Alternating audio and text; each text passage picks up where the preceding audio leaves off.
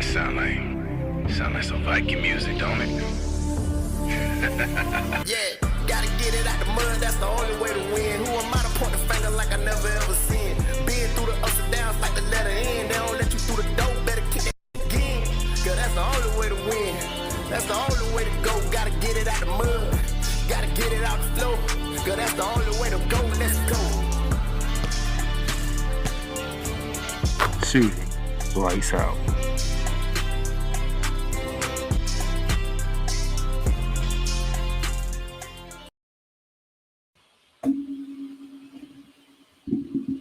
What's going on, good people? How y'all doing today? Monday, March 24th, 2024. Yes, I am in the building. Oh, man, what a weekend of basketball we had in March Madness. I will do the ladies Wednesday. Today, we're going to focus on the men. Sweet 16 is set.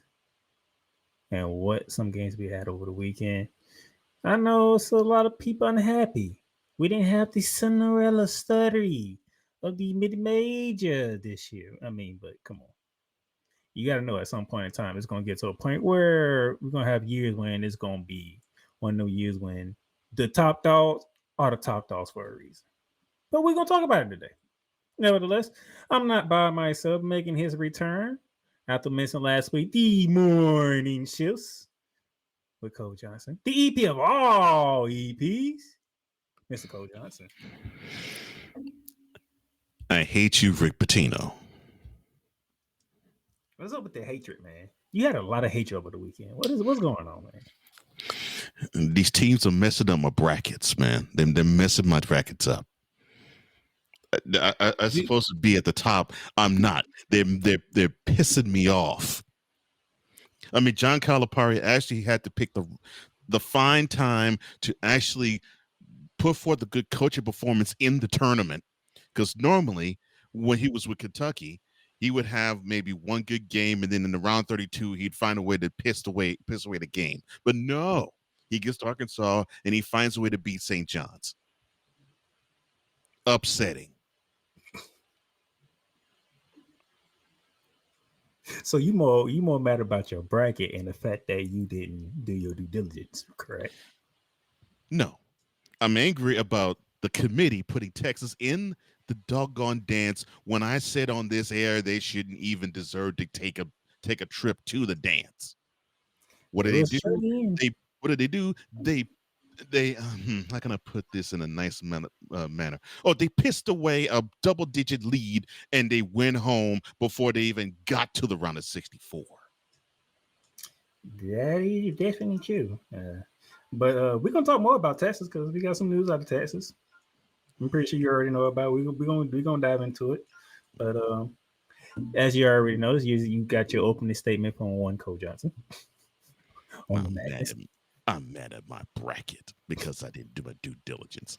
Nice try to dig, son. You're only 20 points ahead of me. But I'm not the one that's mad. Well, I'm fine because all of my Final Four teams are there. I almost wanted to take a round trip ticket to Gainesville and beat down your Gators. Hey. We're gonna talk about it. I wanted to, but thankfully they decided to come up at last. That's how you know when somebody asks you a question and you give them an objective answer. They should have knew what type of game you was going to watch. Apparently, somebody didn't get the memo when I said that response because I told him a simple answer, and it played out exactly the way I said it. You gotta play 40 minutes. I don't give a crap. Hey, you asked the question. I gave you an honest answer. And what did you see on your TV? I don't give a crap. They're one of the number one. They're one of the number one seeds. They're probably the fourth. They're probably the number 4 ranked team in the country. I don't give a crap if UConn was back-to-back national champs. They should have put them in their rearview mirror and stomped on them. I mean, that's what the SEC was doing to the Big East anyway in the tournament, right? Hey. Ain't you the one that says matchup makes fights? Yes, styles do make fights. But right, doggone it, Florida has proven to me that they basically They go with whatever the fighter is instead of having their own fight and dictating the pace of the fight. That is what upset me about them. You're all over the place today. Anyway, let's get started because we do have some news Over and the notes. place, We really, do have some news and notes right now because, all over the place. and by the way, he's also mad because he missed last week's episode, which I know for a fact. Oh, yes, I'm very angry. I missed last week. I know that's part of the anger right now because he missed last week's episode. Shout out to you, Megan Price. I wanted to catch up with you, but yeah, you and Playmaker did a great job last week. And I should be joining me Wednesday when we're gonna talk the lady side of things. So Pharaoh's in the chat. What's going on, Pharaoh? Doing good, Pharaoh. Doing good. I'll be looking forward to Pharaoh Wednesday to see what he got to say. But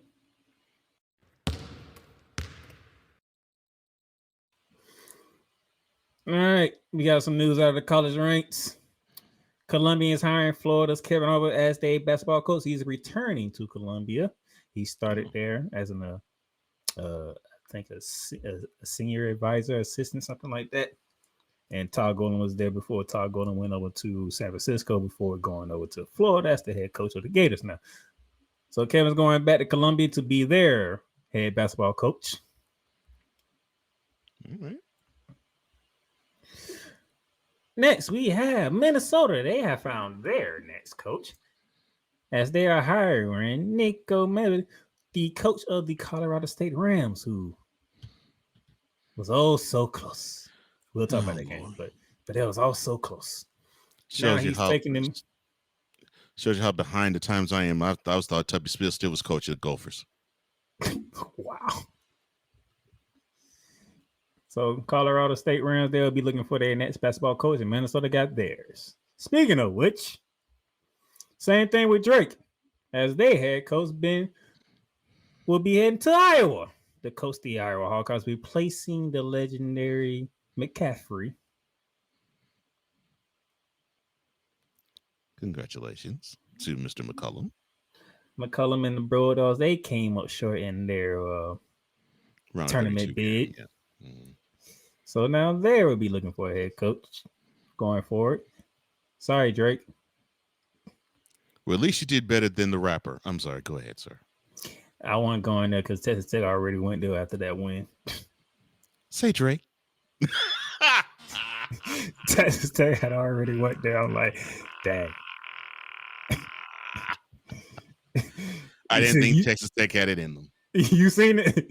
Yeah, I did. I mean, I didn't think they had it in them. I was like, really? Jeez. Now, Texas Tech even taking shots. But the big news is one to Cole Johnson's heart. Rodney Terry is out in Texas. In comes Xavier's coach, Sean Miller. How about that? The team that beat them, they're taking their head coach. Isn't that something? Coach Johnson, I'm going to give you the floor for this one because I think it's perfect. I'll put it to you like this. Texas has had issues ever since. Well, should I say since him, or should I say even with him? I'm trying to debate on how I want to actually quantify this. Yeah, ever since, I'll say since with him. Ever since you all hired Rick Barnes to be your head coach, and yes, I know that's going back a couple decades, y'all have seemed to have a big time issue with head coaches. Now we got a chance to witness one who had to be fired in the middle of a season. You really weren't feeling the one that replaced him, as is evidenced by this, because you figured that when they went to the SEC that they would be a little better than they were. And we couldn't even celebrate the fact that they had a tournament because you decided to lose to Xavier. And I told you, committee, Texas did not belong. They needed to go NIT, honey. They needed to not sniff the dance because they were not good enough. And what happens? They weren't good enough. I'm sorry, they just weren't. And now we're getting a guy that in the A10 he's done pretty well. And I want to see what he can do for the program. I want to see if he can lift the profile of the Texas men's game. Uh, I want to see if he actually can lift the profile of the Texas men's game to that of the women's game because, well, when it comes to basketball and University of Texas, the women outclass the men exponentially. So, Mr. Miller, your job is monumentous at best, at worst, I should say, and probably an uphill struggle at best because besides the women's game being more prevalent than the men's, and when it comes to basketball, you're dealing with a football school too. So you're in a football school, in a football state. See what you can come up with, Sean, but just don't be like the ones previous because it looks like the Burnt Orange, they want a national championship, although they're not really known to even come to the Final Four because the last time they did go to a Final Four, I was going through a divorce. That was about 20 years ago. So let's see if you could even get up to the Rick Barnes level. And people were just throwing kissing babies, throwing them in the air, and tossing champagne because they just couldn't believe that the football school with T.J. Ford as a point guard led them to the Final Four. Let's see if you can lead them further, and let's see if you can have even better success in Austin as you did in Cincinnati with Xavier. But welcome aboard. Did you really bring up divorce? 20 years. Yes. Yes. Well, I take that back. I was still married. I got divorced technically 6 months later, but it was that year. Yes. You be pulling stuff out of nowhere, and I'd be like, "You be pulling these stuff from?" Anyway, the Lady Longhorns they survived the first half fight with Illinois and they have punched their ticket to the Sweet 16. Just to give y'all some update. Good job, ladies. Good job, ladies. Now, let's go further. Let's get to that Final Four. That's where you belong. And on that note, I think I can close out around the hardwood.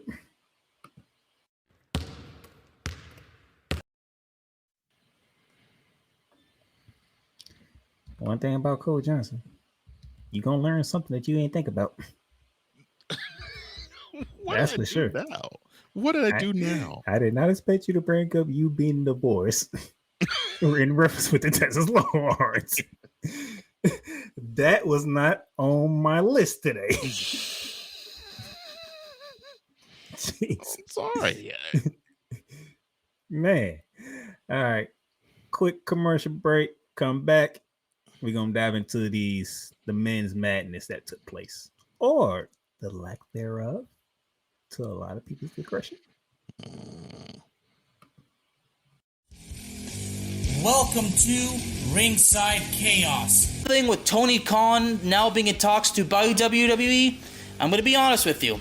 I spoke to this with Ricky Litwinkowicz, aka the Master of Mayhem, and he honestly believes that me talking about Tony Khan buying WWE is basically I'm kind of wasting my time because Ricky believes it's never going to happen.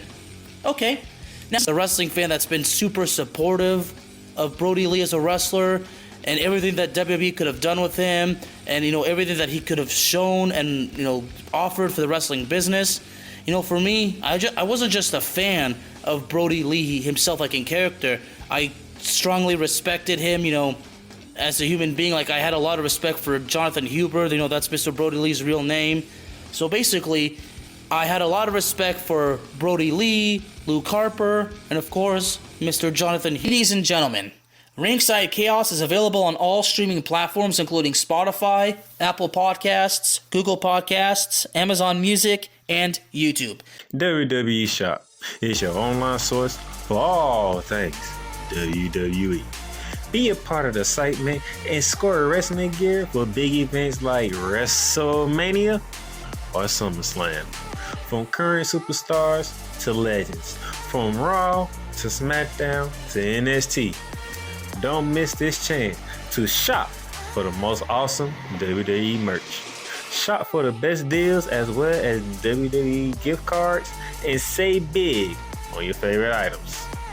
WWE Shop at Fanatics Experience. Cool McCain. You thought you wanted Gunther against Chad Gable, but you didn't. And I'm going to tell you why. Chad Gable would take everything that Gunther's done and bury it. The Playmaker. It was on site. AJ Styles walked out there, seen LA Knight. Oh, okay. And then LA Knight hopped out the car. Let's go. Break down everything in TNA, AEW, and all of the WWE programming. Join these two kings, monarchs of wrestling, live every Monday at 6:30 p.m. Eastern, 5:30 p.m. Central on the Play Caller Sports Talk YouTube channel.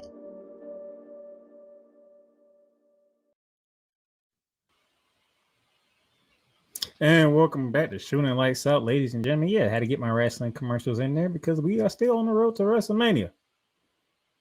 We are just a month away because less than a month away when the entire sports entertainment world will be will be descending upon the sports entertainment capital of the world, Las Vegas. 26 days and counting.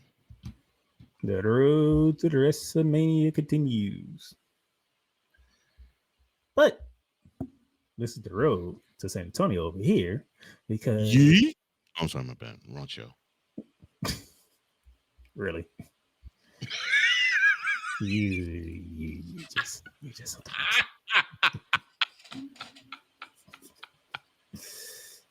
something else, sir. Well, I figured you would keep wrestling. I figured that would fit. Oh, I'm sorry. I don't have time to go on a rant here, okay? One word, 4 letters. I'm sorry, my bad. Anyway, let's get to it. We knew who was in the tournament. We knew the seedings. We knew who was playing who. Mm-hmm. And who was going to get out of the first weekend of the madness of March. We begin in the South region with the top overall seed, the Auburn Tigers reign supreme. And then who will come out of this? Well, let's begin with those Auburn Tigers as they handle business, defeating 16 seed Alabama State 83-63. And then they defeated the 9 seed Creighton 82-70. And around 32 to make it to the Sweet 16. Miles Kelly against Alabama State. 23 points, 8 for 16 from the field, 7 for 15 from 3-point range. Janai Broom, one of the candidates for National Player of the Year, gave you a double-double with 14 and 11. Against Creighton, it was propped for the Tigers with 23 points, 7 for 14 from the field, 2 for 3 from 3-point range with 6 rebounds. Cole Johnson, the top seed Dogs, look like the top seed Dogs. And they're looking like it from the right area. If they could continue to lock down teams when they need to on the defensive end, they can be a problem going into Sweet 16, Elite 8, and Final 4 with the national semifinal and then the national championship.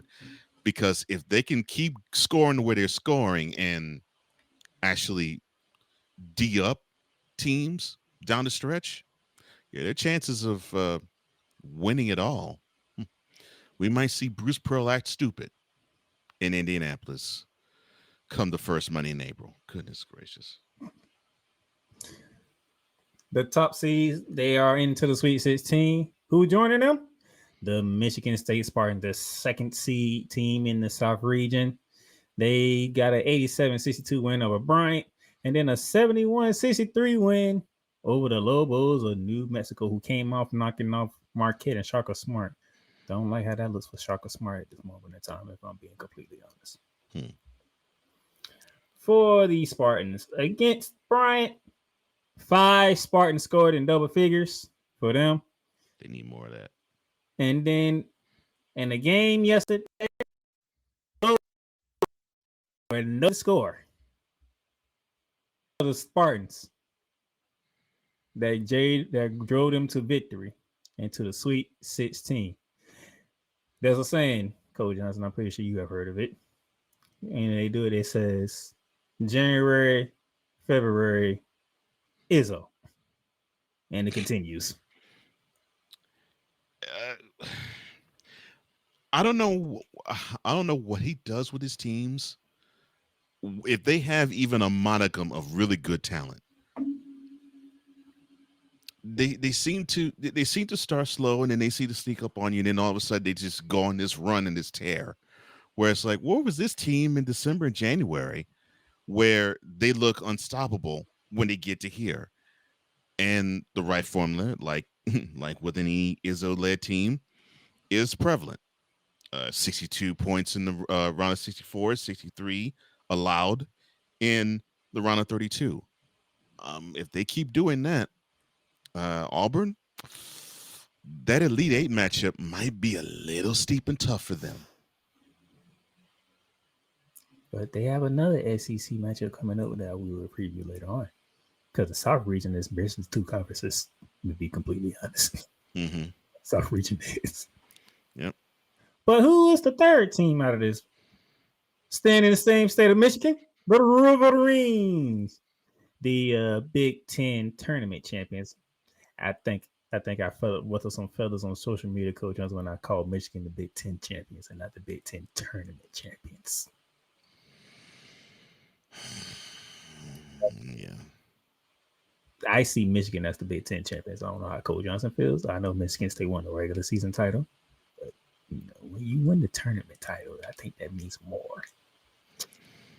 Well, okay, I get it. If you win the tournament, you get an automatic bid.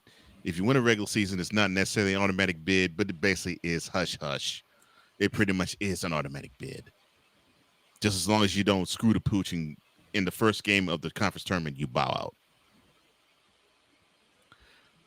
But, yeah, I mean, by the strength of what they did in the tournament, they're in the tournament now, and now they're one of the 16 teams left. And thank you so much, Michigan. You did what I wanted you to do. You clowned A&M. Thank you. Thank you. First, they had to get past UC San Diego 68-65. What a game that was. Yeah, but they had to sleepwalk in the first round, though. And then a strong second half on the Wolverines. Thank you. 91-79 victory over the Texas A&M Aggies. Thank you. Put them Aggies out their misery. Thank you, Michigan. Golden, 23 points, 6 for 13 from the field, 9 rebounds and 4 assists to lead the Wolverines in that win.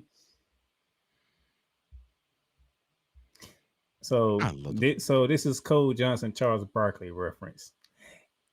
Everybody in the SEC except for Texas A&M in basketball. Yes. Well, you're right. I somewhat root for Oklahoma to a small degree. But yes, you're right. Because that's what Chuck said on the show the other day. He went for everybody in the SEC except for Alabama in football. Smart man. And I get why. For those who don't know, he's an alum of Auburn. But yes, you're correct. You just do the same thing you just doing in basketball. Everybody except Texas A&M in basketball. That's right. They can take a seat. But pettiness. everybody else in the SEC, I'll root and support. Yes. The pettiness is uncanny.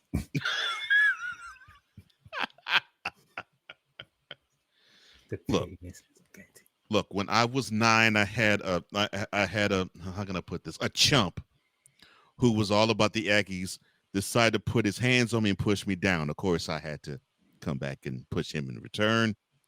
And ever since then, I've always wanted to be, that sticker that you see with this wild white boy with the wild hair. And when you say wild hair, are we talking a spiky hair or are we talking? Yeah, spiky hair. And he relieves himself on either a Chevy or a Ford. That is me when it comes to A&M.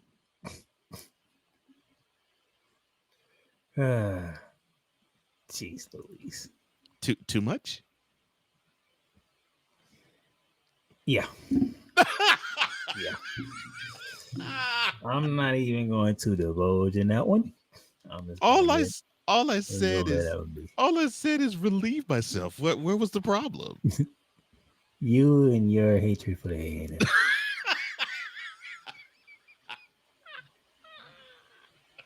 Look, Now I know who's number one on the list. It's actually Texas A&M's number one on the list. I finally got that answer. look. To show that there was no bias in my bracket, I had A&M go from the first round. I did not have them eliminated. I had them win, but I knew that they were going to run against Michigan and get their butts whooped in round 32. So see, I'm not all the way petty. Oh boy. Michigan joins Michigan State from the Big Ten into the And Sweet thank you, Michigan. 16. You made my day, Michigan. Thank you. But there's one more team to come out of the South, the Ole Miss Rebels. Talk about from the no one saw this coming department. First off, they took down North Carolina 71-64, and then they dominated the 3-seed Iowa State en route to a 91-78 win. Now, I picked Ole Miss in my bracket. I did not think they were going to be 13 points better than Iowa State. Technically, they were better than that. Technically, if you saw the game, they were actually way more than that dominant. Yeah, I did not think they would. I did not think they would beat Iowa State by double digits. I figured it was going to be a close game, and I figured Iowa State was going to give them a fight. They did not. Sean Paluda, 20 points in each of the first two games. 7 for 14 against North Carolina, 6 for 13 against Iowa State, 6 and 8 assists respectively with 6 rebounds. The Rebels are the running. So your regional semis participants from the South region down into the ATL. Auburn, Michigan State. Yeah, Auburn, Michigan State, Michigan, and Ole Miss. ATL, get ready. You have an SEC Big Ten showdown coming your way. Now, as you notice, we only had one upset in the South. That was the New Mexico over Marquette. Outside of that, fairly chalk. It was that upset me because that was an upset that I chose, but it didn't happen. Oh, well, things happen. So that was the South region. Let's go to the East region, where it's led by the number 1 seed Duke Blue Devils. As you see, the East region, that's how we started it. But how did we get down to the 4 combatants left? Who are the 4? Number 1, the top seed, the Duke Blue Devils. The Duke Blue Devils, they handled Mount St. Mary's 93-49. And then they dominated Baylor 89-66. Baylor looked like they couldn't do a darn thing with the Blue Devils whatsoever. And see, you clowned me when we were in the conference tournament time, and I was giving Baylor a pep talk. You thought I was blowing smoke, and they ended up not getting in. They also not only ended up getting in, they also got to the round of 32. Now, unfortunately, they went up against the second toughest number 1 seed in the tournament. When it got to the round of 32, oh well. But that little incident did. And I'm proud of you, Baylor Bears. But you deserve the L that you took to the Blue Devils, though. Oh, and it looks like this team isn't limping, talking about Duke, as much as I think people thought they would. Yeah, Cooper Flag against Mount St. Mary's, 14 points, 6 for 12 on the field, 7 rebounds, 5 assists, and that was his return game. But then against Baylor, 18 points, 5 11 from the field, 9 rebounds, 6 assists. He ain't the problem. No. He ain't the problem. Ladies and gentlemen, this gentleman right here, he's the problem. Just look at the numbers. Well, somebody came to play. That's all I got to say. Somebody came to play, and when you have a guy people are focused on, and it's not that he's not doing well, it's that he was injured and probably still dealing with some lingering injury issues. When you have someone just take over that isn't that guy, and you normally start to see this around now, that can be a problem because what can be predictable, all of a sudden it's not. Did anyone see Tyrese Proctor dominate on their bingo board? No. That Yet man here is he is 13 for 16 from from 3-point three. range. Yet he is. Yes, he is Steph Currying the Blue Devils into the Sweet 16 round. I'm finna do some math for y'all That's because crazy. 13 of 16 y'all from want to three. know it.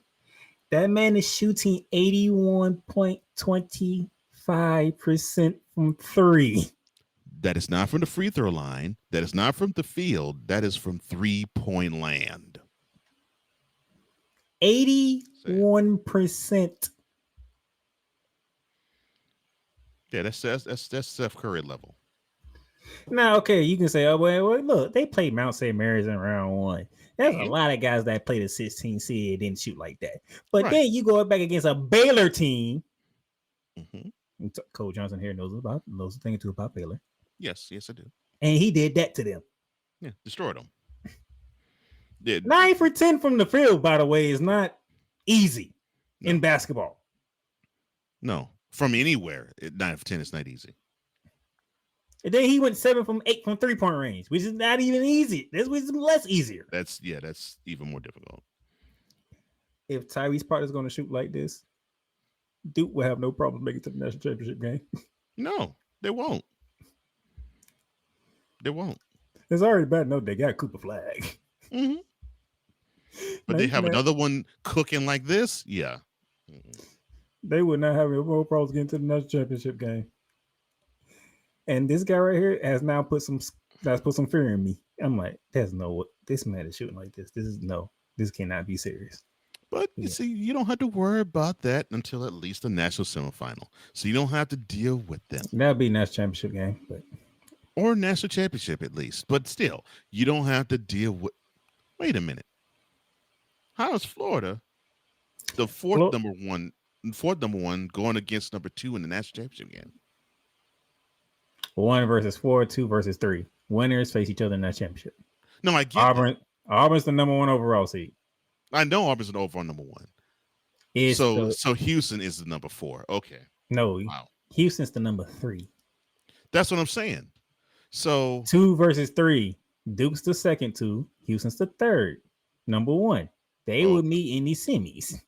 Okay. All right. We was the last number 1 seed. Okay. All right. Got it. Okay. Got it. Yeah, 2 versus 4. Got it. Let's put it like this. Florida got the short straw because we got to go to San Francisco. I was thinking because I was thinking that I was thinking Houston was probably going to be number 4, but no, they ended up being 3. That's cool. Okay.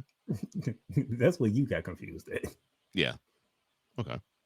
So yes, Tyrese Proctor is going to be a problem if he's going to shoot like this. Yeah. For anybody. I don't care who you are.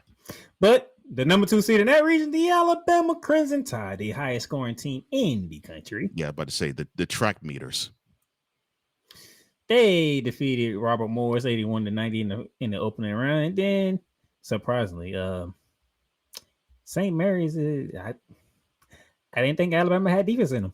I guess I was wrong. They held St. Mary's to 66 points. So we know the book on Alabama. They want to run you out the gym, and they should want to run you out the gym.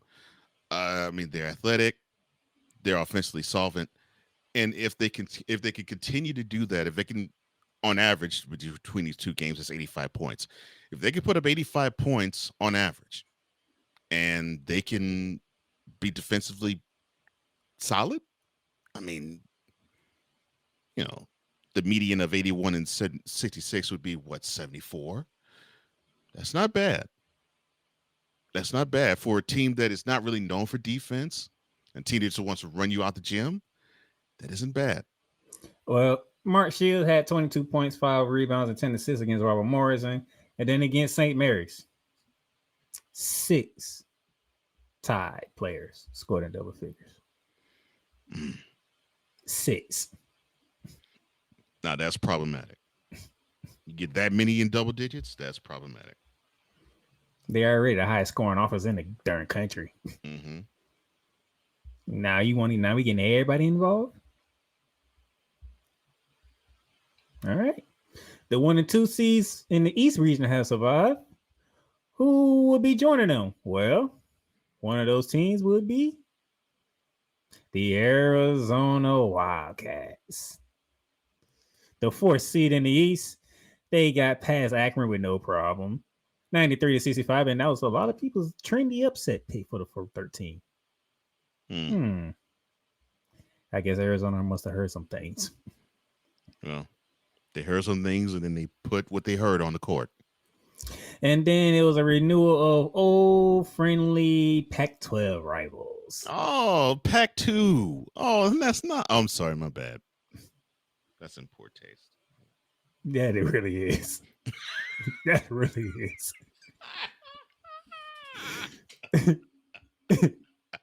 I guess you ain't said it in so long, you thought that was the time to say it, huh? Yeah. I was like, oh, that's right. Pac-2 rivals. Oh, I mean, Pac-12 rivals. Oh.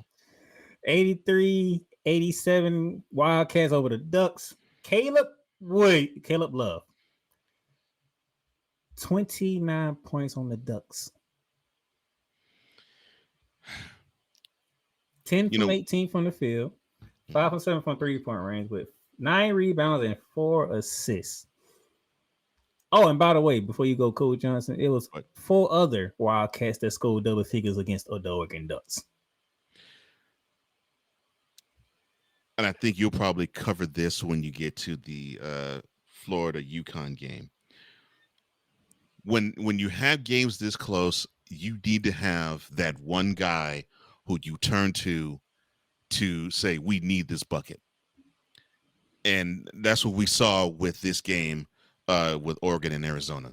They turn to the guy they say, well, we need this bucket. And he came through for him. Otherwise, the situation would be reversed. But good job on Arizona beating Oregon in a tough game. And now, well, you got a matchup against Duke. Woo! Man. By the way, five Arizona Wildcats scored in double figures against Akron too. So back-to-back games, 5 players scoring double figures for the Wildcats. So that is what they're going to need going forward. I mean, if they can on average here, that's 90 points. If they can put 90 points up against Duke, their chances of winning actually are pretty high. But they're going to need to have that prolific scoring, not necessarily from one guy, but like you said, having at least 5 guys go in double figures. They need that in the next game they're going to play. They're going to need that. So you have Duke, you have Alabama, you have Arizona. Who will be joining them in New Jersey for the East region? From the Big 12, the Brigham Young Cougars. They took down 11 seed BYU. And up my bracket. I'm sorry, my They took down the 11 seed VCU 80-71, and then in a thriller of a game, took down Wisconsin 91-89. Wisconsin, where was your defense? And I thought that you all wanted to have precise possessions. How could you do that when you were trailing big against this BYU squad? And yes, I'm salty because the upset that I picked in this round was VCU going over BYU. Of course, then they had to mess that up. And then I had Wisconsin go over on VCU. And of course, Wisconsin didn't do that with BYU. I'm thinking, oh, man. So, yeah. Richie Saunders, 25 points, 9 for 16 from the field, 3 for 4 from 3-point wins with 7 rebounds. I must say, I forgot the man's name, but great defense on Tajin on that last play, sir. You stood your ground. You didn't jump. You kept your hands up, straight, vertical. Very well done. Actually, even more well done referees, because normally you feel as though you need to shine and blow the whistle. Thank you for swallowing it. What a game. And then the people that will be heading to New Jersey, the Duke Blue Devils, the Alabama Crimson Tide, the Arizona Wildcats, and the BYU Cougars. In terms of support, I feel for Alabama, Arizona, and BYU. Oh, no, it's going to be Duke heavy up in New Jersey. It's going to be Duke heavy. Because the thing that I know is, I don't know why it's this way, but the New York area is Duke country. I'm like, how is this possible? Mike Krzyzewski. Yeah, true. Although he's no longer is coaching on the sideline of Duke, but still, I'm like, you all dig Duke this much? Wow. Especially if it's going to be a Duke contingency now that once we get to that West region, that another team from New York who surprisingly got ousted. It's definitely be more Duke now. Yeah, because I was thinking, wow. I'm like, you might as well not let Cameron Indoor. Because I'm thinking it's Cameron Indoor North. I'm like, what in the world? All right, Cole. We just went through the South and East region. What's your takeaways so far? Let's see. The biggest takeaways. I'm liking what I'm seeing from Alabama. I think Arizona. I think they need to be a little bit more defensively solvent. If they can be more aware of trying to stop teams, I think they can actually surprise the crew. Of course, they have a tough matchup next with Duke, and that leads to probably my biggest takeaway thus far, in that that Auburn and Duke, even though Auburn got a slight, actually both of them look pretty good, and I actually do like both their chances going forward. Those are the South is held in the ATL. So Michigan and Michigan State, you might be in SEC country. Just to let you know. And Atlanta. Oh gosh. When you meet up with Auburn is probably going that. God, it's probably going to be so much orange and navy. It's going to be in the ATL. It's going to be ridiculous. And Ole Miss is there too. So, yep. Yeah. And you're going to see some Ole Miss there as well. Yeah. So you might be in a problem. We already talked about the East being in New Jersey, Duke country. Mm-hmm. That is all Duke country right there. So, all right. Another break here. When we come back, the other two regions heading out to the west side of the country. West side? Join the trans. Welcome, ladies and gentlemen, to another edition of Into the Net FC. Kylian Mbappe just all of a sudden finally understood his role, and I think he finally understood that everything Kylian Mbappe has accomplished already, there is still a hell of a lot waiting for him in the future. Kylian Mbappe is only 24 years old. He has accomplished so much, and you know what? Kylian Mbappe has not even reached his prime.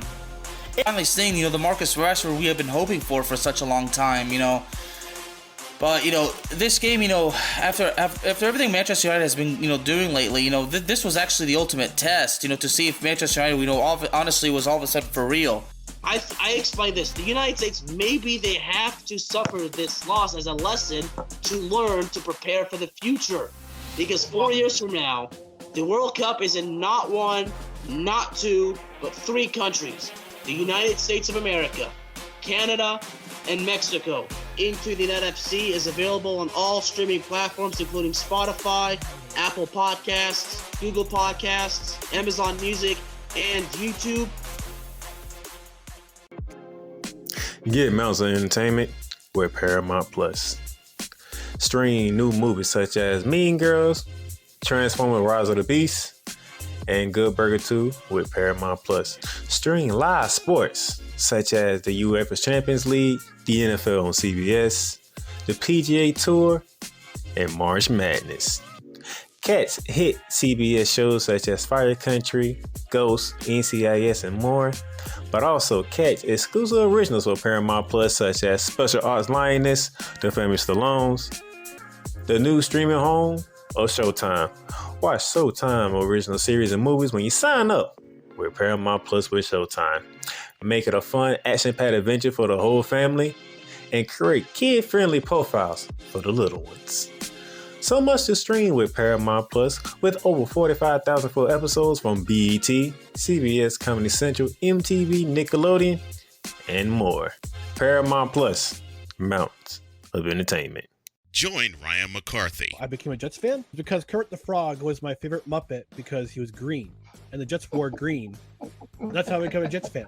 and Dustin Henry ESPN is cashing all in on let's pay a few personalities and we'll just kind of fill in the gaps. as they walk you through all of the world of sports from their perspective. The Albany Empire, it's a literal circus. No credentials required. Where, Ryan, say the tag. Where you don't need a press pass to talk sports. Every Monday at 8 p.m. Eastern, 7 p.m. Central.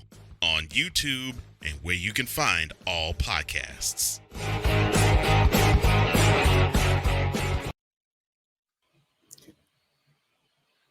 And welcome back to Turning the Lights Out. The Playmakers in the building along with Coach Johnson.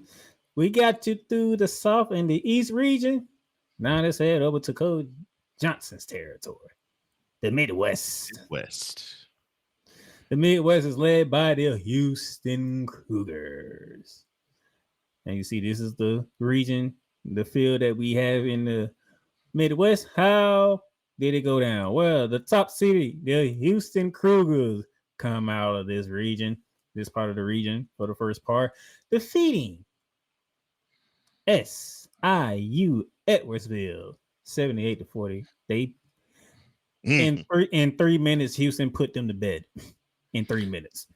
I saw someone type, the Cougars didn't have to score a point in the second half, and they still would have beaten Southern Illinois by double digits. I was like, wow. Yes, that game was over fastly. Over. And then they faced off against Gonzaga, and they had Gonzaga chasing them the entire game. Yeah, I liked what I saw defensively more than offensively from the Cougs when it came to Gonzaga. What I wanted to see was their defensive intensity. I was wanting to see if it was going to either be solved or if it was going to give the Bulldogs issues, and it gave them issues. And I like that. I like seeing that. The only issue that I have with the Cougs is I think they have to diversify their offense just a little bit more, and they got to get easier buckets in the post. They got some easy points in the post. They need to get easier points in the post. They're struggling too hard to get points in the paint. LJ acquired 30 points. 8 for 15 from the field, 6 from left from 3-point range. Gonzaga was playing catch up from the get-go, and they could not catch the Cougars. Yeah, they were. So top seed, Houston. Moving on. Who's moving on with them? The second seed, the Tennessee Volunteers. I don't wonder why the sky is orange around here. Wofford came in, but the Volunteers volunteered them right out the tournament right away. 77-62, and then they did the same. And then they volunteered the Bruins right out the tournament. 67-58. And you say I'm vicious. I wanted to say that. I'm sorry. Here's the key to Tennessee all year long. I admit that. Kudos on the wordplay, sir. Here's the key to Tennessee. I think they noticed you got Alabama, who is athletic and they run up and down. They got Auburn, who is athletic and run up and down. They got Florida, who's athletic and can run up and down. This team, they invest their time to be more defensively strong. And I think having those tests and those three teams, I think it served them really well. And I feel for Houston. Should these two teams be in the Elite Eight? Man. Chaz Lanier, 29 points against Wofford, 20 points against UCLA. He shot a combined 17 for 36 from the field, 10 for 18 from 3-point range, and has combined 9 rebounds. Notice I said Chaz Lanier. I ain't even bring up Zakai Ziegler, who is the point guard for the Volunteers, by the way. Mm-hmm. And the SEC Defensive Player of the Year, by the way.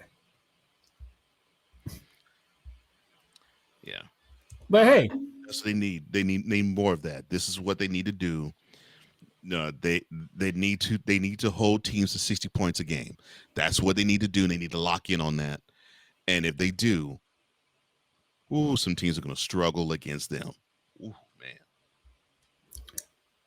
All right, you got the 1 seed, you got the 2 seed. Who's the third team? Well, the third team going right in order. The 3 seed, the Kentucky Wildcats. A team that Tennessee knows very well.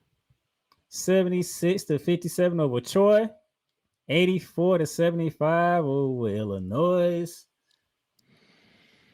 You had Uwe against Troy going for 20 points, 8 boards and 6 assists. Then you had Kobe Breer going for 23 points and 6 boards against Illinois and gets the final 9. That round of 32 game. I think it went a little too up and down to my liking. I'm talking about from it, just looking from Kentucky's end, because they seemed to have control of it early, and then like midway through the first half, they decided, okay, we're good, and they coasted. And the Illini fought back, and it was a decent game until the end, obviously, but the ebbs and flows of how Kentucky is, I think that is going to work against them going forward. So they got a big blue nation standing up, heading to Indianapolis. But that's 3 teams. Who's the 4th team? Mm-hmm. Well, Coach Johnson, we talked about Auburn, a small contingent of Ole Miss people heading to the ATL. Tennessee and Kentucky. Mm-hmm. No, I'm doing the regional settings. Okay. We talked about the East region being the New Jersey, but it's going to be all Blue Devil country. All Blue Devil. Mm-hmm. This region here, your region here for the Houston Cougars, is in Indianapolis, and the Purdue Boilermakers decided to join the party. Yeah, it will be all Purdue. Purdue. The 4th seed Purdue knocked off High Point 75-63, and they took down upset-minded McNeese without a problem, 76-62. Well, if for nothing else, it looks like the Boilermakers are consistent.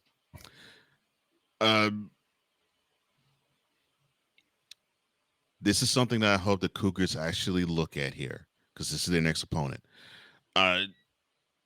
You got a team that's willing to grind on the defensive end too, like you are.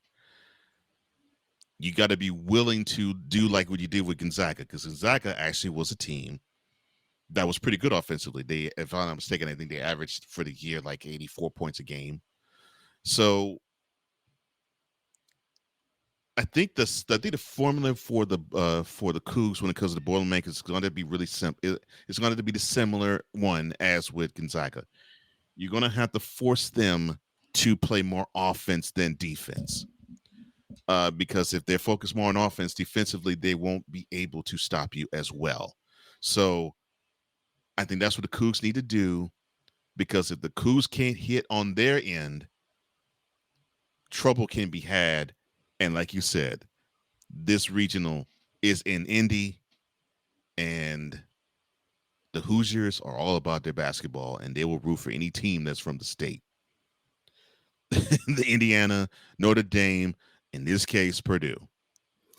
Trey Kaufman Renner for the Purdue Boilermakers, they star player, 21 points against High Point, and then he backed it up with 22 against McNeese. He has a combined 23 rebounds from the 2 games.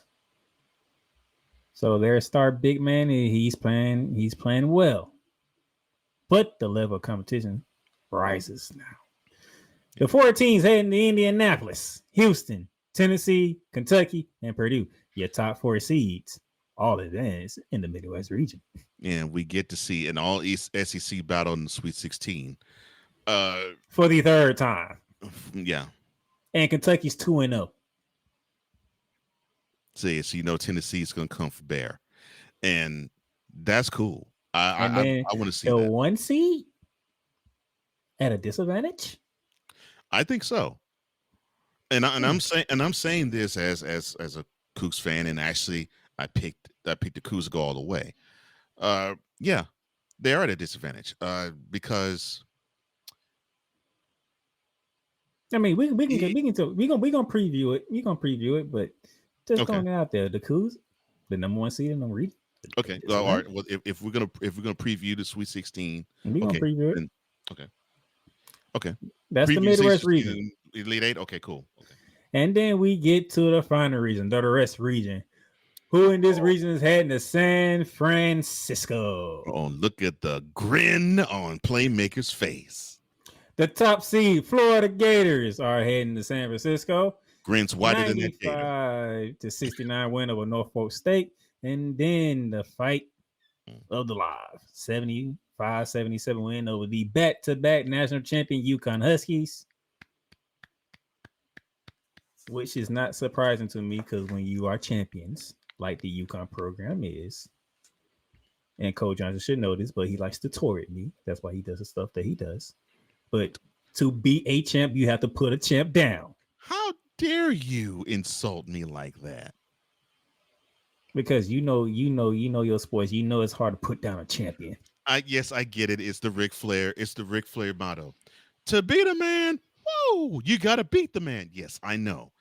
And I, of course, am a huge fan of the Rockets, and of course, we're coming up almost on the 30th anniversary of when Rudy Tomjanovich, who is not known for being a wordsmith, he came up with in the trophy presentation for the '95 World Championship Rockets effort, where he said, "Quote, don't ever underestimate the heart of a champion," close quote.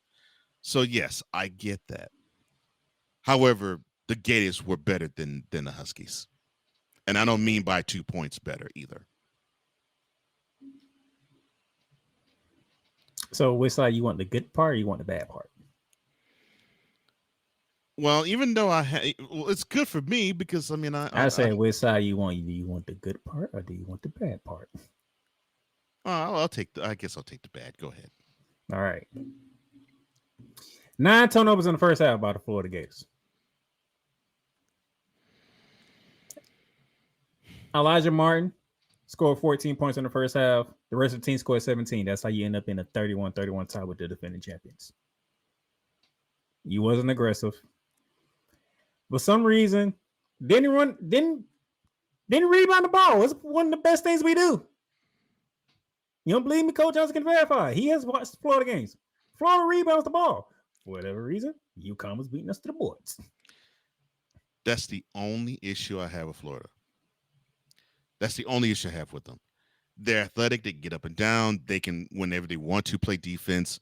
Whenever and at will, they can rebound. But for some reason, you have these games where they have these lapses, and it's like, what the heck? You're better than this. What is wrong? Take, for instance, the L that your Gators took in Athens. You're saying to yourself, look, we handled Auburn, we handled Alabama, we handled Tennessee. Heck, we gave them a 30-point butt whooping. But when you tell me we barely can just simply give forth a paltry effort, that's the only issue I have with the Gators. Other than that, I really like this team a lot. So, all right. Second half comes about. UConn's taking control. Still, they get into all the rebounds. They get into the loose balls. It's going UConn way. Yeah, But effort. Will Richard. I posted this in the Gator group too, so anybody else in the Gator group can verify. I gave Will Richard my unsung hero. Some people gave Elijah Martin for what he did in the first half. I'm not going to argue with that one. But Will Richard stepped up on the defensive end. And when he stepped up on the defensive end, that's when Florida decided to say, okay, now it's time to get it in gear. And he got it in gear defensively. And then Walter Clayton Jr.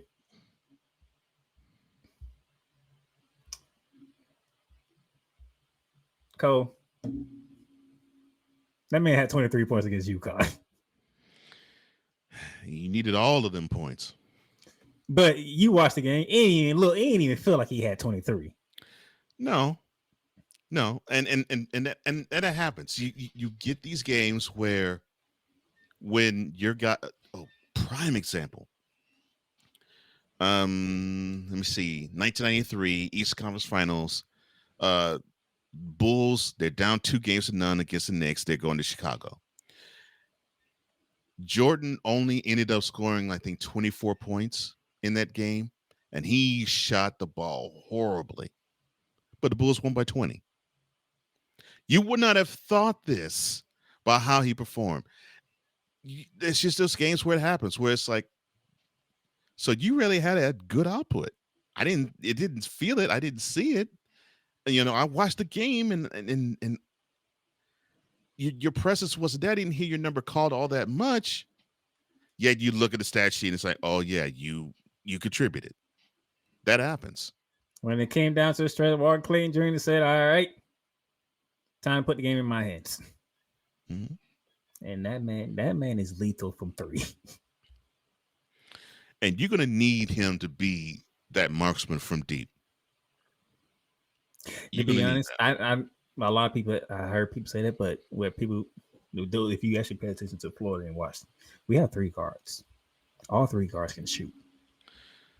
If Will Richards, which are hopefully after this game and this performance where he actually came alive, once he gets going, he's gonna make it even that more tougher to beat Florida. Because now all 3 guards are getting involved.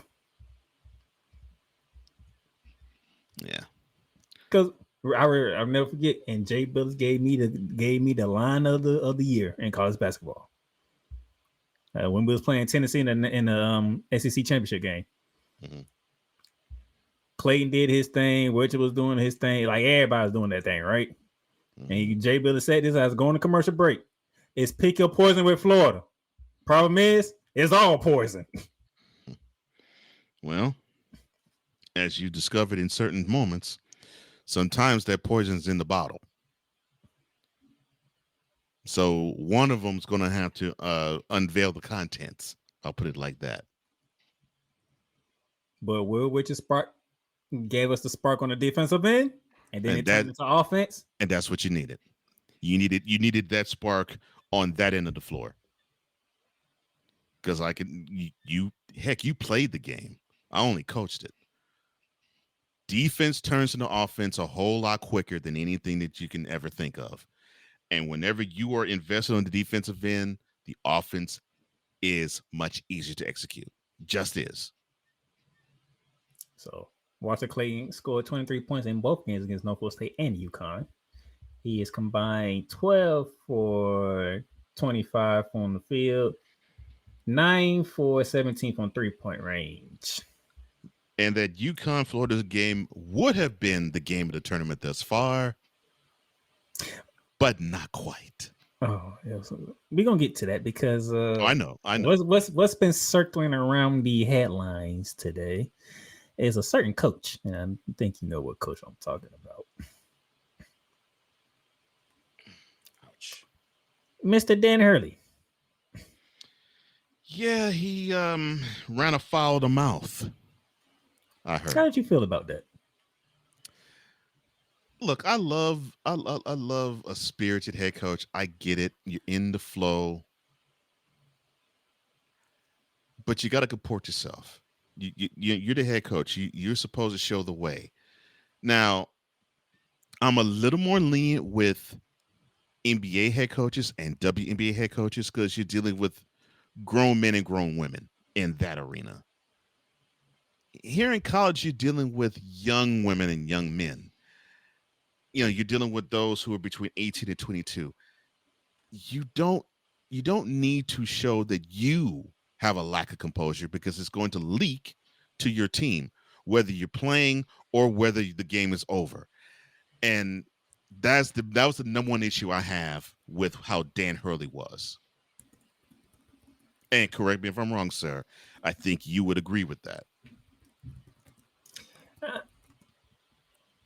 So here's what I got. Shoot. Now, the press conference was a lot different than right after the game. Yeah. You noticed that, right? Yeah. Oh, the press conference, yeah, you can lob whatever bombs you want. People are going to say you're crazy and you need to tighten your mouth, but okay. It's the right after the game going to the tunnel. I hope they don't bleep you like they bleeped us. See, that gives me Juwan Howard vibes all over again. And he was talking to the Baylor team before they took the court. Yeah.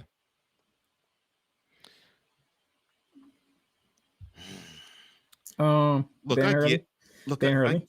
Was it the ref's fault that your team failed to get 3 rebounds off of missed free throws by Florida, who missed 12, by the way? Well, I was going to say, look, I get that referees can be faulty, and I get that college referees get a bad rap. I get that. But we both have played athletics. Mine was more football than basketball. Yours is basketball. I know your coaches said this to you. I don't even have to be in a huddle, because I know the coaches said this to me. Bump the refs, bump the zebras. Hey, the game is in your control, win or lose. It is in your hands how the game goes. I went to a high school that's known for getting fouled. It was known to get screwed up calls. Mm-hmm. And when I left, for those who are watching from Jacksonville, I went to Reebok. I started my high school at Reebok. You can't get no calls at Reebok. Mm-hmm. It's like they don't like Reebok, so you ain't getting no calls. And yet Reebok, it was one of them programs, high school programs, where in basketball you still can't beat them. That's Reebok. Right. I transferred to Stanton, mm-hmm. and I remember I'm on the team, but I can't play. Right. Mm. We playing our rivals. We're in their backyard. Mm-hmm. And my teammates, they mad. They angry. Every call's going our rivals' way. Every single one. Mm-hmm. I looked at them and said, look, do not worry about the refs. Yeah. Take the rest out the game. Play our game, and I guarantee you we will win this game. Mm-hmm. Don't focus on the refs. Focus on what you got to do. We took I think it was a 13-point halftime deficit and won by 5 in our own rivals building. Yeah. And it's all a matter of not focusing on the refs. And seeing what Hurley did in the tunnel to Baylor and saying that I hope the refs don't screw you like they screwed us. It's a reflection of the line that was said in the Perimeter Titans and saying that attitude reflects leadership. So if the head coach is going to give off that air of, well, it's the ref's fault we didn't advance. It's the ref's fault we lost with 2 points. It's the ref's fault we didn't get that extra bucket or 2 buckets that we needed to beat this team that would have been an upset and kick out one of the number 1 seeds in this tournament. If that is how the head coach is saying or feeling this, how do you think his charge is going to feel? No accountability. It's going to be like, we got jobbed by the refs. No. You had the game in your hands and you blew it. I'm sorry. That's just how it is. And that Alex Carabin drive to the base, that's Alex's fault. Ain't nobody tell him to go under the rim and try to do a reverse. And then the ref was like, I'm not bailing you out for that.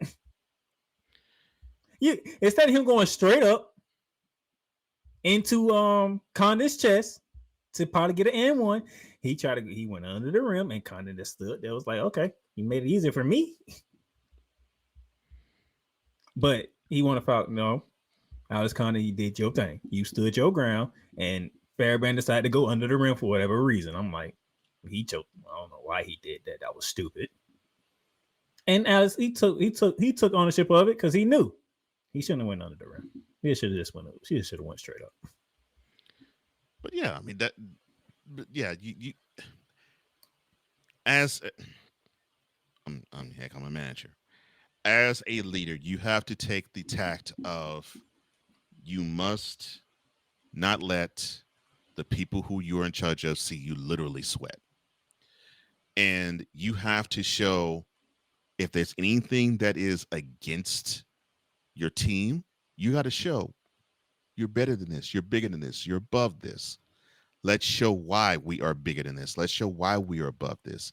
And you got to give that confidence to your team so that they actually can play above whatever issues might happen, whether it is a bad call, whether it is horrible fans just throwing chants in your direction. Whatever it is, you got to be that person that gives your team that hope of we're bigger than this moment. Let's show it. And Hurley, who has gotten a whole lot of platitudes about being the head coach, considering that he has led the UConn Huskies to back-to-back national championships. Now we have to criticize you because that's not how you're supposed to be with your Chargers. That's not how you're supposed to be with your players. You got to be better than that. A much better press conference from Darren Hurley, by the way. But I get it. You love your team. You did what you need to do for your team and all that. But Florida was just better. And in this case, that's exactly what it was. I mean, and you can't even say anything other than, doggone it, we fell 2 points short. The better team beat us because they had that game. UConn had that game. They should have finished. They should have finished the Gators off. They did not. And guess what? The Gators came up big. If UConn finish off the Gators, and everybody's like, "Oh hell, he actually might go for another one." It'd be his third in a row.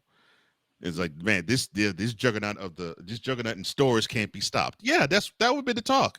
That would be the talk that would dominate the tournament. I mean, what Houston's doing and Duke is doing and Auburn and Alabama and Tennessee and Kentucky and Michigan State, all that would be wiped off the table.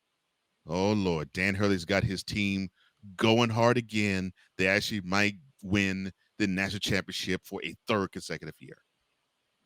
But no, we're talking about you having sour grapes because you thought you got hosed by the Zebras. And no, you didn't get hosed by the Zebras. You got hosed by effort lacking when you needed it. Three opposite rebounds by the Florida Gators off missed free throws. Sorry, that it's just that plain and simple. Lack of effort, lack of EFFORT, lack of effort on your team, not the refs. The lack of effort on yours. By the way, we're going back right to Elijah Martin because 2 of those was Elijah Martin's doing. So yeah. No. Now yeah, this is Hurley's got to be better. Hurley got to be better. Hurley needs to be better, and then the rest of the world, we live in a very cool world. Because there's a lot of people that is frustrated that Dan Hurley is out now. I'm only happy because I didn't pick him into my bracket. Outside of that, I don't really care. Like, people are so cool. But that's the thing. And sports reflect society so well. We cry about teams that win because we want so badly for whoever is dominating to be wiped off the map, wiped off the face of the earth, unless it's your team. Like, for instance, if this is Playmaker, and Playmaker is not really like this, but if it's like him, and his team did have this happen 20 years ago, where they went back to back and won national championships, he would gripe if it was Duke or Carolina, who was winning back-to-back. You know, like, why did they have to be winning back-to-back? Man, somebody got to knock them off. But his team, Florida, well, they won back-to-back. No, I want them to win. I want to go on a streak of 4 or 5 in a row, like UCLA back in the day. That's how most sports fans are. That is not how Playmaker is, but that's how most sports fans are. And I'm not that way either. I'm like, look, as long as my team can actually get to the dance and win, cool. I'm rooting for it, but I'm objective enough to know that can't happen every single year. Yeah, you was with me last year, and we was like, "Is anybody stopping UConn?" We was like, "No, no." Mm-mm. It's just a UConn invitation. What other 3 gonna join them? And many of us are with you. I'm like, no one's touching them this year. You know, and sure enough, yeah, they destroyed the entire tournament. Yeah, Again. 2 years. I would say 2 years ago, it was can they? And of course, they beat everybody but double digits that year. Like, can they? Can they? Almost all the way to about maybe the Final Four. And then it was like, no one's touching UConn. And then when we saw that run again last year, that talk started right when the tournament began. Yeah, no one's unseating UConn. No one. It's just a UConn invitation. Who wants to join them? That's it. Mm-hmm. Yeah. Lucky enough, it was Purdue, and Purdue couldn't even give them a run. Right. And they had Zach Edey. I was gonna say they had a key ingredient that could have probably slowed them down, and didn't happen. And they still couldn't slow them down. But yeah. Sometimes you got people like Dan Hurley out there. Mm-hmm. They too involved at the moment. Yeah, I think that's the thing. I think he needed to take a breath, calm himself down. Not saying that those thoughts shouldn't run in your mind, but you shouldn't say it out loud. But we will have new champions at the end of this tournament, as Florida has taken down the UConn Huskies. That's the first team heading to San Francisco. Who will be joining the Gators in San Francisco? The Texas Tech Red Raiders. You couldn't play like this when Bob Knight was coaching. Now you want to play this well? What is wrong with you guys? They took down UNC Wilmington 82-72, and then they took down upsetting Miami Drake 77-64 against the Seahawks of Wilmington. Kyron Walton, 27 points, 8 for 19 from the field, all of which was from 3-point range. Sad. Red Raiders decided to actually step up and play well in a tournament. Someone needs to remind you, you're not the lady Red Raiders, the one that Cheryl Streep was leading. You're not them. I'm sorry, my bad. Continue. And then against Drake, Darion Williams, 28 points, 11 for 18 from the field, 6 rebounds, 5 assists. JT Toppin, 25 points, 11 for 13 from the field with 12 boards. They were dominating inside against Drake, and Drake had no answers. I love that. I love when a team can dominate another in the post. I'm going to try to jump off this soapbox real fast. That's what I miss about the NBA. You lousy pansies don't want to play in the post. You want to show that you're athletic. Now I'm talking about the 7-footers. You want to show you're athletic. You want to show you have a shot. But part of the game is dominating physically in the post. That's, to me, where the game is won and lost. But you want to prove that you're softer than cottonelle tissue. Meanwhile, you got to look at the college game, both the men and the women, and in the WNBA, to actually show you how the game should be played. So, youngins, keep that and take it with you to the pros. Don't allow those old fogies to tell you, no, the game's wide open, dude. Game's wide open, dog. No. Dominate in that post, because we need more of that. Got any more pettiness in you before I move on from the Drake loss? Yeah. Doggone it, you played worse with Bob Knight coaching you. How could you do this? I don't understand this. You're You're supposed to win one game, lose in the round 32, and then go back to Lubbock. You want them to lose to Drake? Look, that is how moribund the Red Raider program has been. They have years where they show you promise, and then they have these inexplicable losses, like against a team in Drake, and then they'll just bow out and leave. You do realize they not that long ago they was in the national championship game. Yes, I realize this. Jeez, what's up with you and Texas teams, man? And I don't even hate Texas Tech. It's just those look like it to me. Well, look. I mean, look. I do think it's Texas, and then maybe Houston to a smaller degree, and then there's the rest of Texas teams. Yes, I'll admit that. But this little pettiness is just about maybe, I'll say it's 20% bracket. Okay. What's the 80% there? You said 20% bracket. What's 20% bracket. 80%. They're in Texas, and University of Texas the better team. But I digress. I'm gonna keep that to myself. I'm gonna keep that to myself. I know. Look, no, I'll say it for you. Well, Cole, you can't say that this year. Texas Tech is in the Sweet 16. Where is University of Texas? Getting a new coach. I know. I know. Yes, they're getting a new coach, and hopefully they can fix the fact that they basically are bubbling. I get that. I ain't want to go there. I know. I'd go there for you because I know that's where you're going. I was too. But hey, the Red Raiders, they're heading to San Francisco. But seriously, with the Gators. Congratulations to the Red Raiders. It's not easy. They battled hard all throughout this year in the Big 12, and their fight is rewarding them now. So congratulations to you guys on the serious tip. Who would be the third team to head to San Francisco? Well, it's the team that Coach Johnson kind of foreshadowed earlier. The Maryland Terrapins. Yeah. Baltimore, stand up. College Park, stand up. Well, DC, stand up. So I don't know about Baltimore. They're a little more near DC, but okay. I mean, I said DC too, so. I know. They all rooting for the Terrapins. The Terrapins, they swept the floor with Grand Canyon 81. Yeah.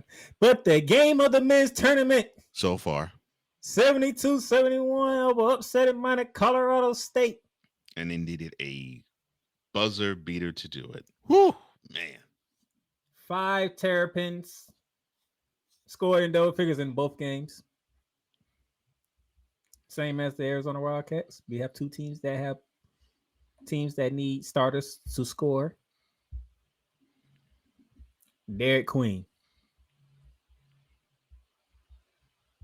the big man for the Terrapins, a freshman, by the way, told coach, give me the ball.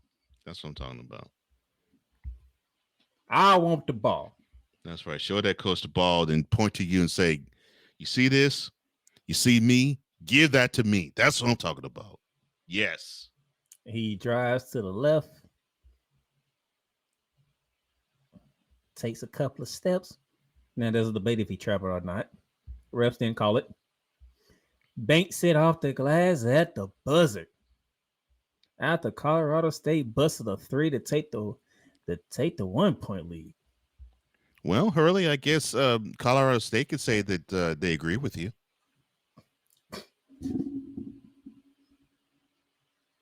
Yeah, that you just couldn't help yourself, could you? You just couldn't help yourself, could you? No, that joke wrote itself. Was it a travel? That's the question. Gene Steratore was in the studio. He said, not a travel. Even though he said a lot of other words that I was like, you trying to make it sound too technically sound? That equated to no? Yeah. You heard he said, I'm like, that's a lot of technicality in this explanation here, you know. But I get it. It's Gene Steratore. That's why we love him. Mm-hmm. But did you think it was a travel? No. I mean, unfortunately, in today's game, you almost can see players literally take 5 steps and the whistle won't be blown. Trae Young. So My thank bad. you.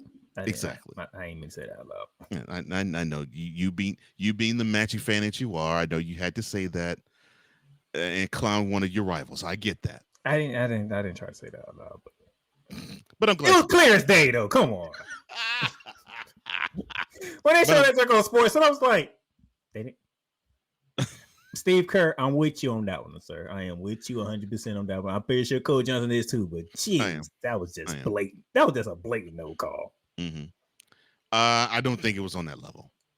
So no, I don't think it was a travel. I mean, they actually, and you know how Sports Center is. They'll let you know. They even did the number dots on the court. 1, 2, 3. We up to 6. He took 6 steps. And nobody called travel.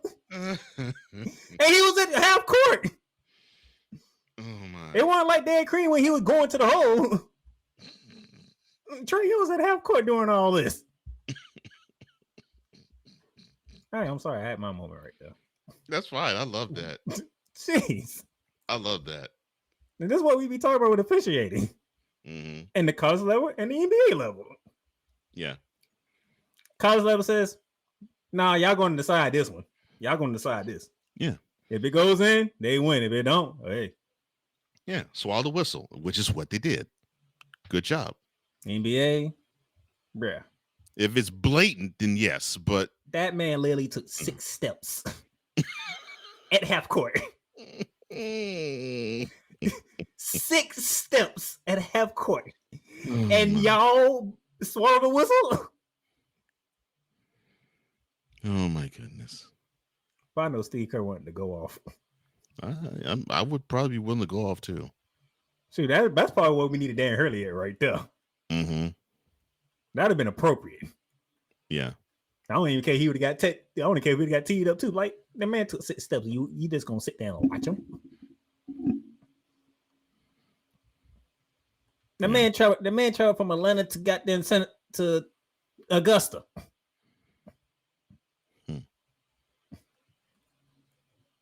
But shout out to Maryland.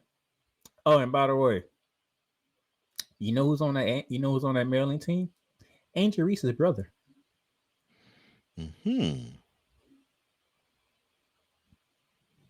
So if y'all thought y'all gonna be done with the Reese family, that's because Angel's in the WBA. Not so quite. But Maryland's the 3rd team that's gonna be making a trip. And a very long trip to San Francisco, by the way. I think they got the longest flight.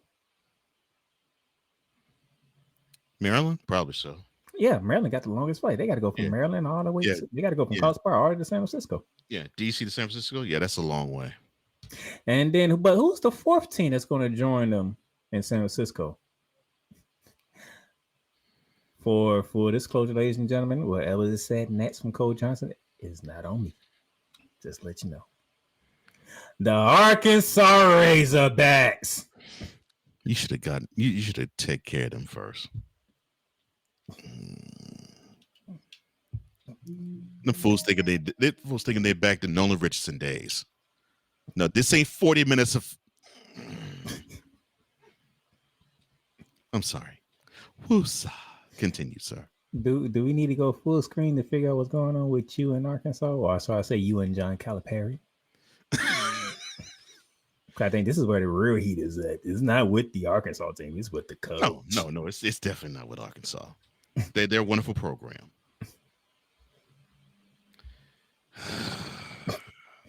All right. So Arkansas, they took down the 7 seed Kansas Jayhawks and they Bill Self John Calipari matchup 79-72.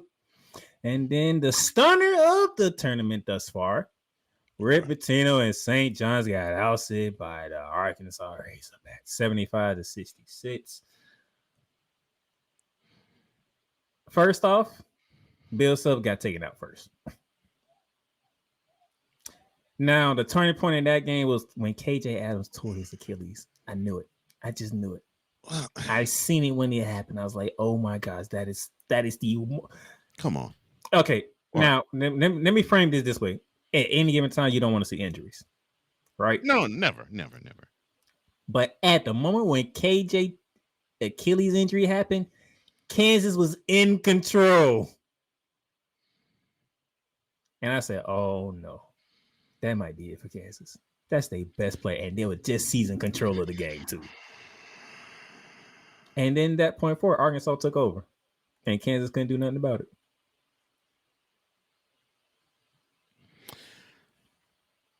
I'm pissed that Kansas was seventh seeded. We saw how horrible this team was throughout the year, yet you put them in a position where they were the 7th seed.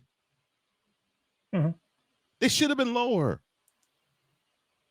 I mean, and I'm not saying this because I have any bias toward Kansas, because I really don't. I mean, you was talking about a committee who put North Carolina in the tournament, right? But at least they, yeah, I agree. In Texas, you which I don't try to find a way to defend him. Like, he doesn't know way of defending that. There's nothing you can do to defend that. Yeah, North Carolina shouldn't have been in the tournament. Texas should not have been in the tournament either. Yes, you heard me. University of Texas, hook 'em horns. You didn't belong in the tournament this year. Kansas did not deserve to be 7th ranked. They deserved to be lower, and they got that ranking because of, look at the color they represent most, blue. They're blue blood, and they did not deserve this because they were a 21-12 team before they played Arkansas. I'm like, come on, they did not deserve to be ranked that high, but they deserved to get the butt woman they did. They didn't deserve the injury that homie that suffered, though, but they deserved this butt woman they took to the Razorbacks. They deserved it. But they should have been ranked 9th, or where the Razorbacks were ranked 10th. 7. Come on, committee. You got to do better than this. That's probably Bill Self, one of the Bill Self worst in coaching jobs since he's been in Kansas.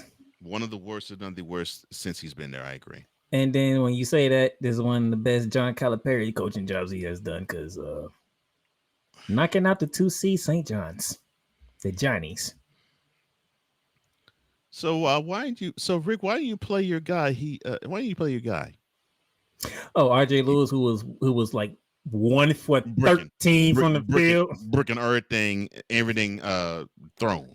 Here's the thing, I get it. Your best player, you want to give him every opportunity, but I don't know if you saw it, Cole, but I can see it in his face. He was disinterested. Didn't have it. It's like he was like all them bricks tore him apart. Mm-hmm. And like he was dejected. Driving to the hole, bastards ain't going in. Missing layups, missing jumpers. I'm like, and then I get it. Rick Pitino shouldn't have came at the reporter the way that he did. He shouldn't have. Correct. That's the issue I have. That's a picture a lot of people have. He played 30 minutes. What do you expect? I get what you're asking, but you already know the answer here. Well, unfortunately, we are supposed to lead you into giving answers like this so that you do not have this me against the world attitude that you've been wanting to put forth on this team ever since you took over for St. John's. Oh, you did the same thing in Louisville. Oh, you did the same thing in Kentucky. Oh, you did the same thing in Providence, too.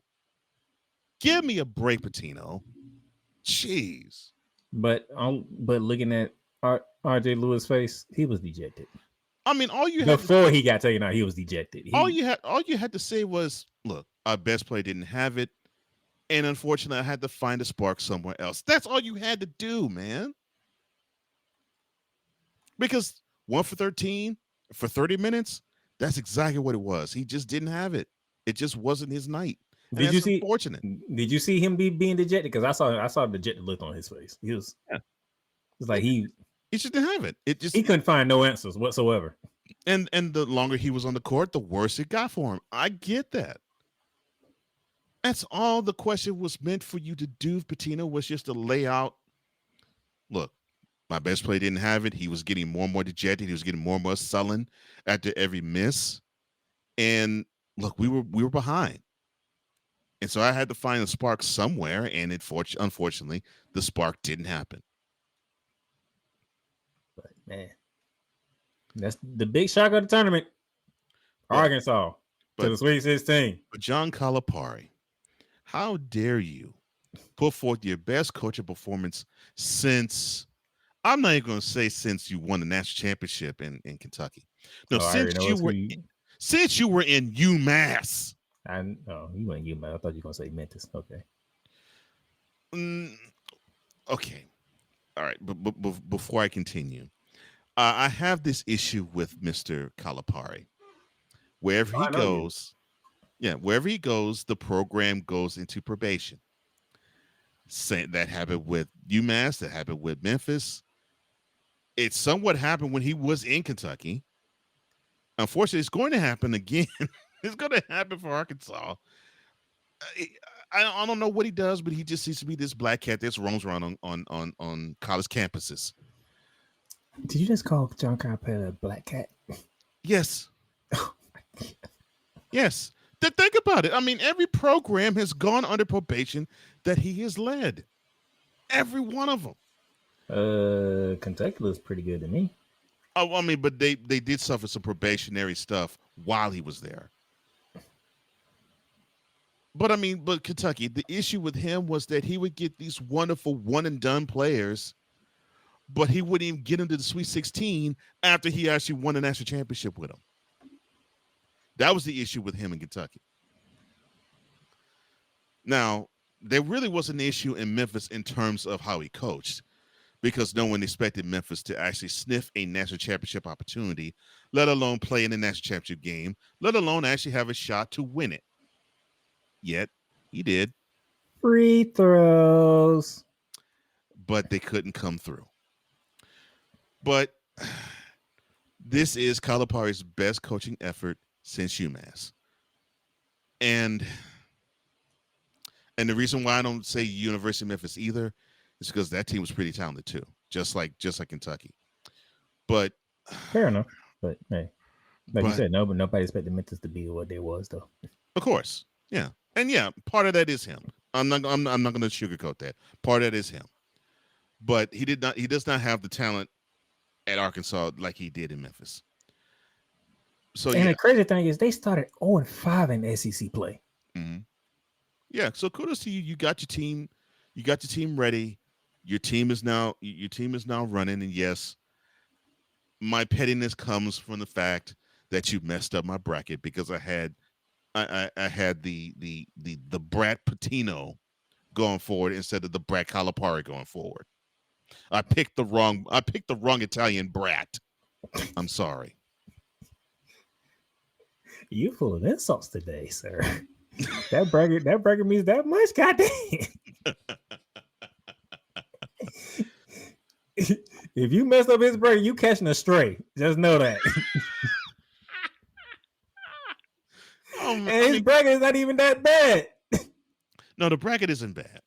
But I mean, come on. How in the world people were starting to shower St. John's with praise like Chris Mullen was on the team, like Lou Carter II was still coaching them.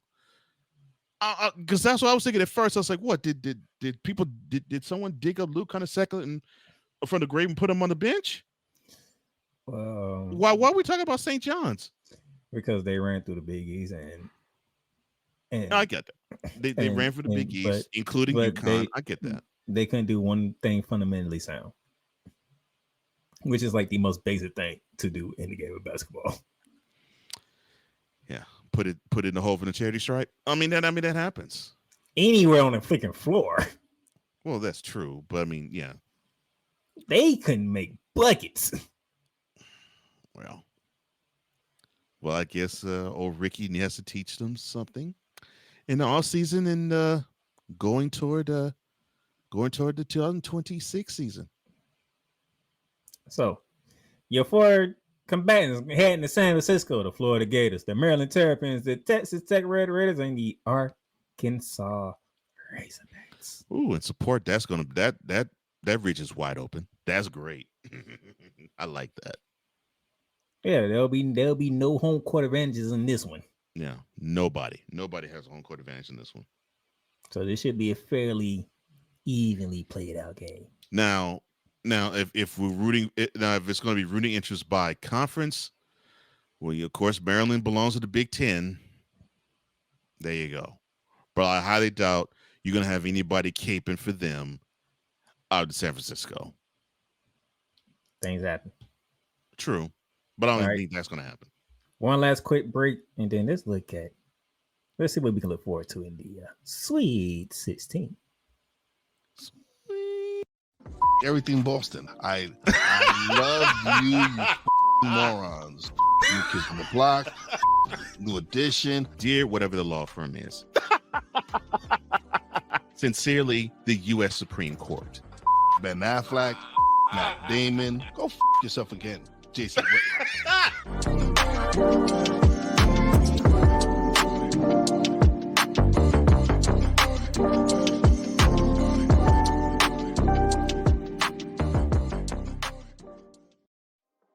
In a world where chronicles of the past are brought to the streams, whether the content is relatable or completely beyond your realm of life, there is no shadow of a doubt that this show is absolutely full of shenanigans. Get ready for D. Willie in the evening, this Sunday at 10:05 p.m. Eastern.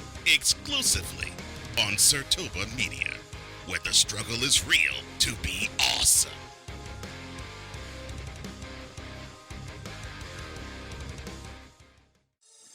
Shop hats and official sports gear at Liz. Liz is the leader and #1 destination for hats, gears, and everything that moves you, making it the perfect shop for fans to find official sports hats, merchandise, and gear.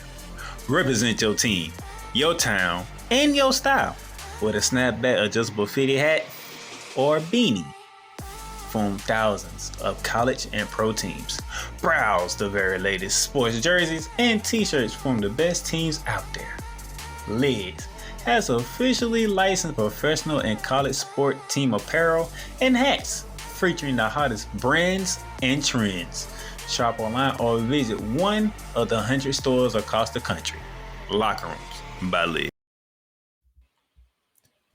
And welcome back to Turn the Lights Out as we get ready to go into our final talk of the evening before we get up out of here. But first, shout out to the Rear Rise Radio, where this program can be listened to. Also, follow to American Ninja Radio.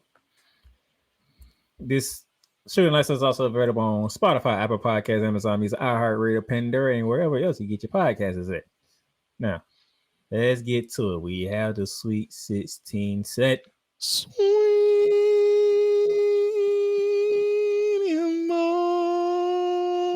emotion. Sweet. Oh, my bad. Don't you start. We are already an hour 45 minutes in. Don't you start.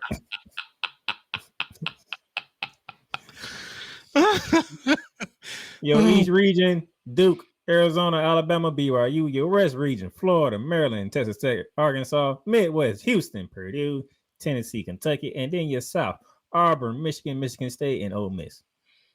Okay, I'm gonna do it because this has been a question on my mind for some time. I have never asked it. All right. Why they never do the North?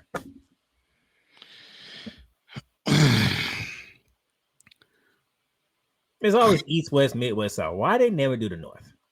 Well, I guess it's sort of the what do you normally hear colloquially, region-wise, what do they call it? Like they don't call when you're in Detroit or Chicago or Minneapolis the North. They call it the Midwest. So I think that's basically a time zone thing. It's somewhat a time zone type of thing. Yeah. Now, moi, I never thought Texas was Midwest or even South. I should think it's Southwest, but I get they would put Houston or Dallas or Oklahoma City. They would group them in the South. I get that. But that is pretty much why. So your East region is in the ATL, your West region is in San Francisco, Your Midwest region is in Indianapolis, and then your South region Is in That's AT. it. So New Jersey. I forgot. Is that the production center? I want to say Prudential. Prudential Yeah. Center in New Jersey. I think so. I want to say the Chase Center in San Francisco, where the Golden State Warriors play at. I could be wrong. So wait a minute, are they East Rutherford or Newark? Hold on, let me see.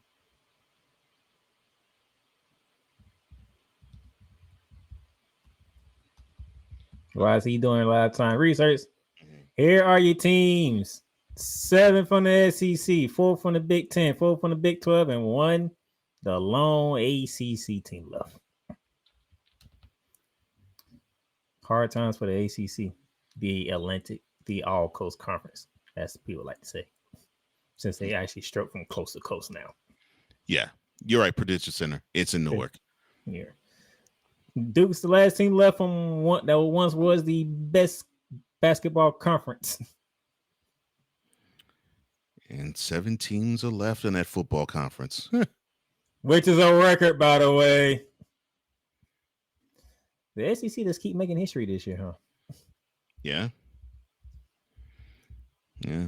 Got 14 teams in. Half of them survived. Half of them made it to the Sweet 16.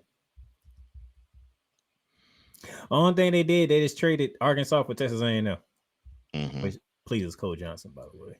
It pleases me greatly. Because everybody else, they are 1, 2, or 3 seed. And then 6 seed in this case with Ole Miss. Now, of course, unfortunately, there will be some SEC versus on SEC fire. Yep, because and then coaches in their first year at their schools. Of course, John Calipari at Arkansas, Dusty May at Michigan, Mark Pope at Kentucky, and Kevin Young at BYU. Yeah. Good job with Mark Pope. I'm glad that people won't be missing Calipari in Lexington. First year's on the job, and they are Sweet 16 bound. And then people in Michigan, I hope y'all understand what kind of coach y'all got. He was the coach of FAU, by the way, before he came there. Y'all got y'all coach. But now let's get into it. Thursday begins today, and we begin Sweet 16 action with BYU against Alabama in the East region up in New Jersey. That would be at 7:09 on CBS, and then 30 minutes after that on TBS/2 TV, we go to the West region where the Maryland Terrapins try to knock off the top-seeded Florida Gators out in San Francisco. And then once BYU and Alabama finish their contest in New Jersey, Arizona and Duke go afterwards. And then once Maryland and Florida is done, Arkansas and Texas Tech. Cole Johnson, we have the East and the West regions on Thursday. East and West of Thursday. Okay.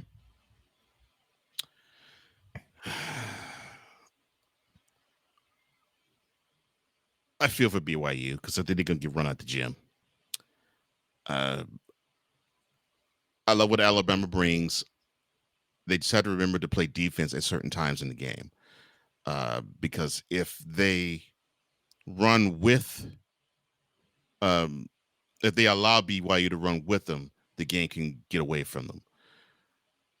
But if how Alabama plays and how they played during this season, and actually during this tournament too, holds true, then I feel for BYU because the tongues will be wagging.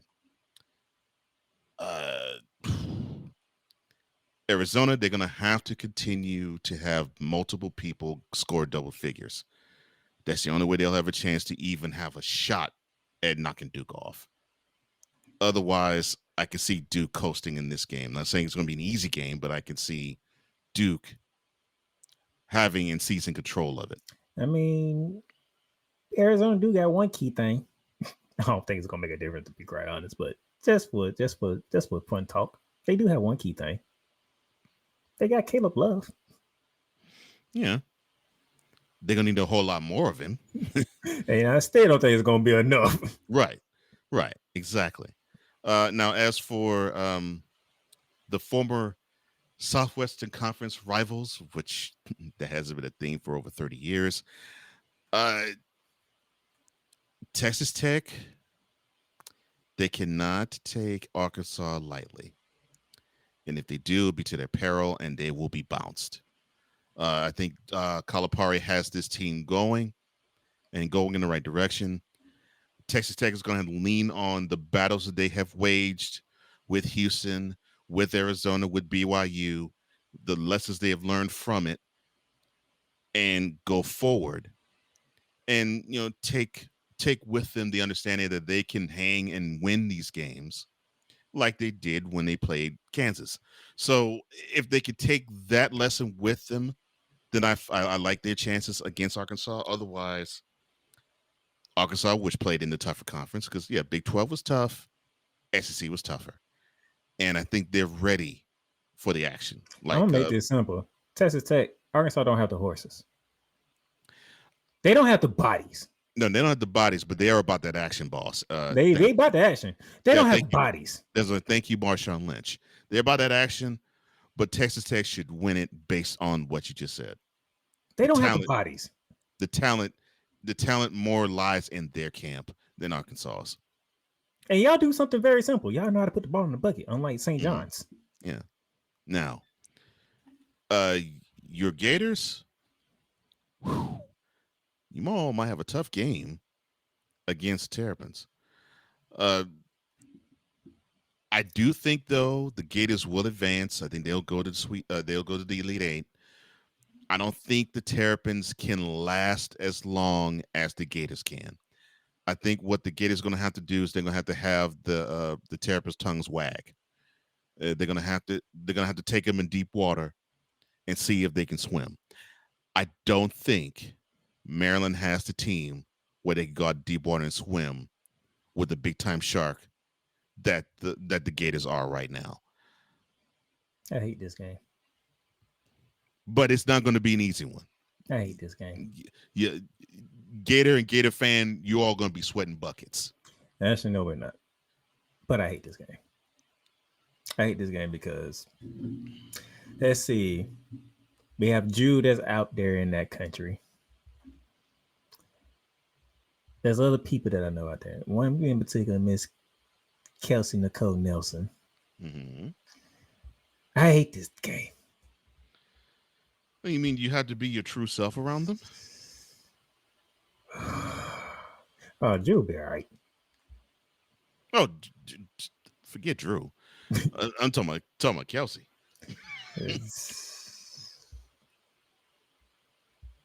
I've been trying to get her on the show.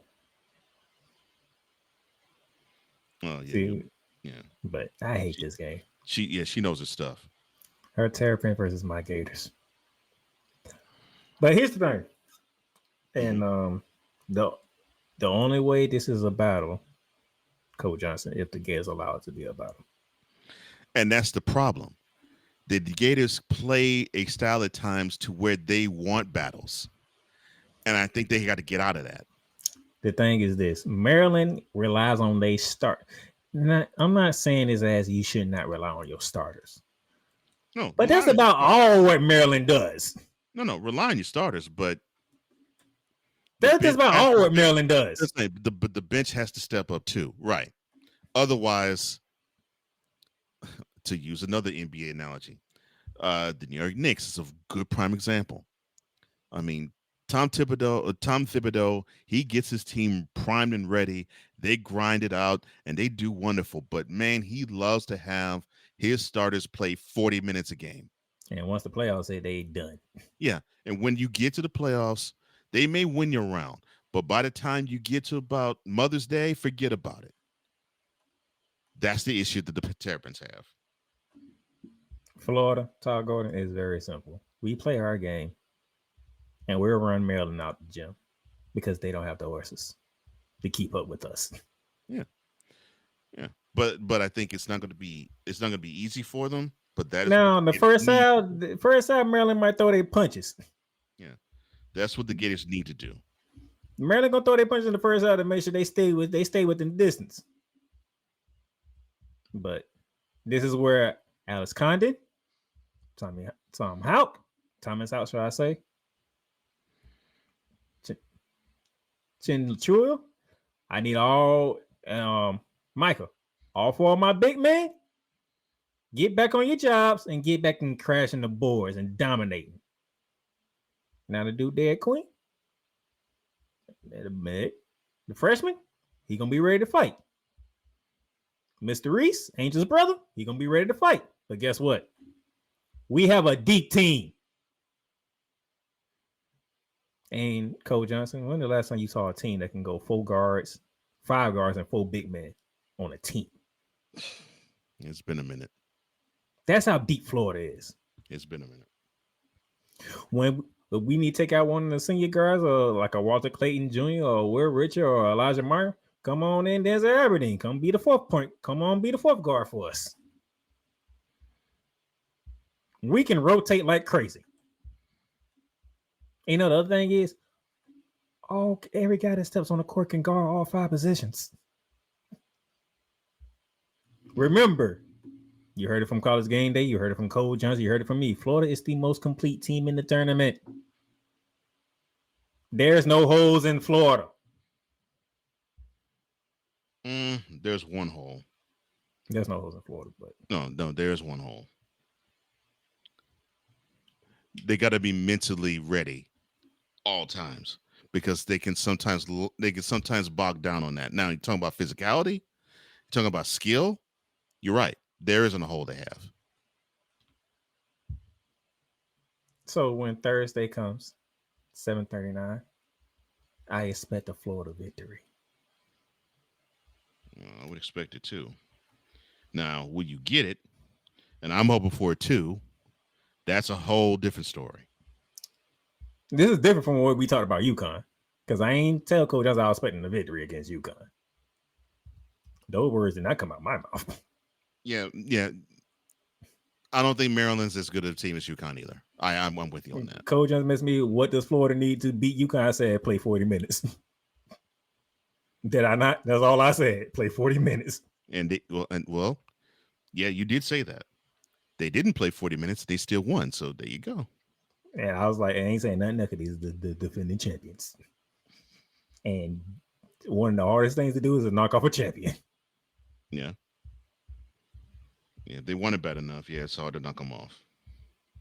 So we got that. I love Alabama chances. Oh, yeah, I do too. Oh, they got. I think to me, of the 4 games you have here, I think Alabama's chances are easiest of all of them. I don't think it's as because I just don't see Arizona handling in that crowd. I think that crowd's gonna mess with Arizona. They may mess with them, but it's gonna get. I was gonna say, when that crowd messes with them, it's gonna get them out of rhythm. The only person that can really truly say he knows what he's gonna walk into is Caleb Love. The rest of them, they have no idea what they're gonna walk into when they go to New Jersey.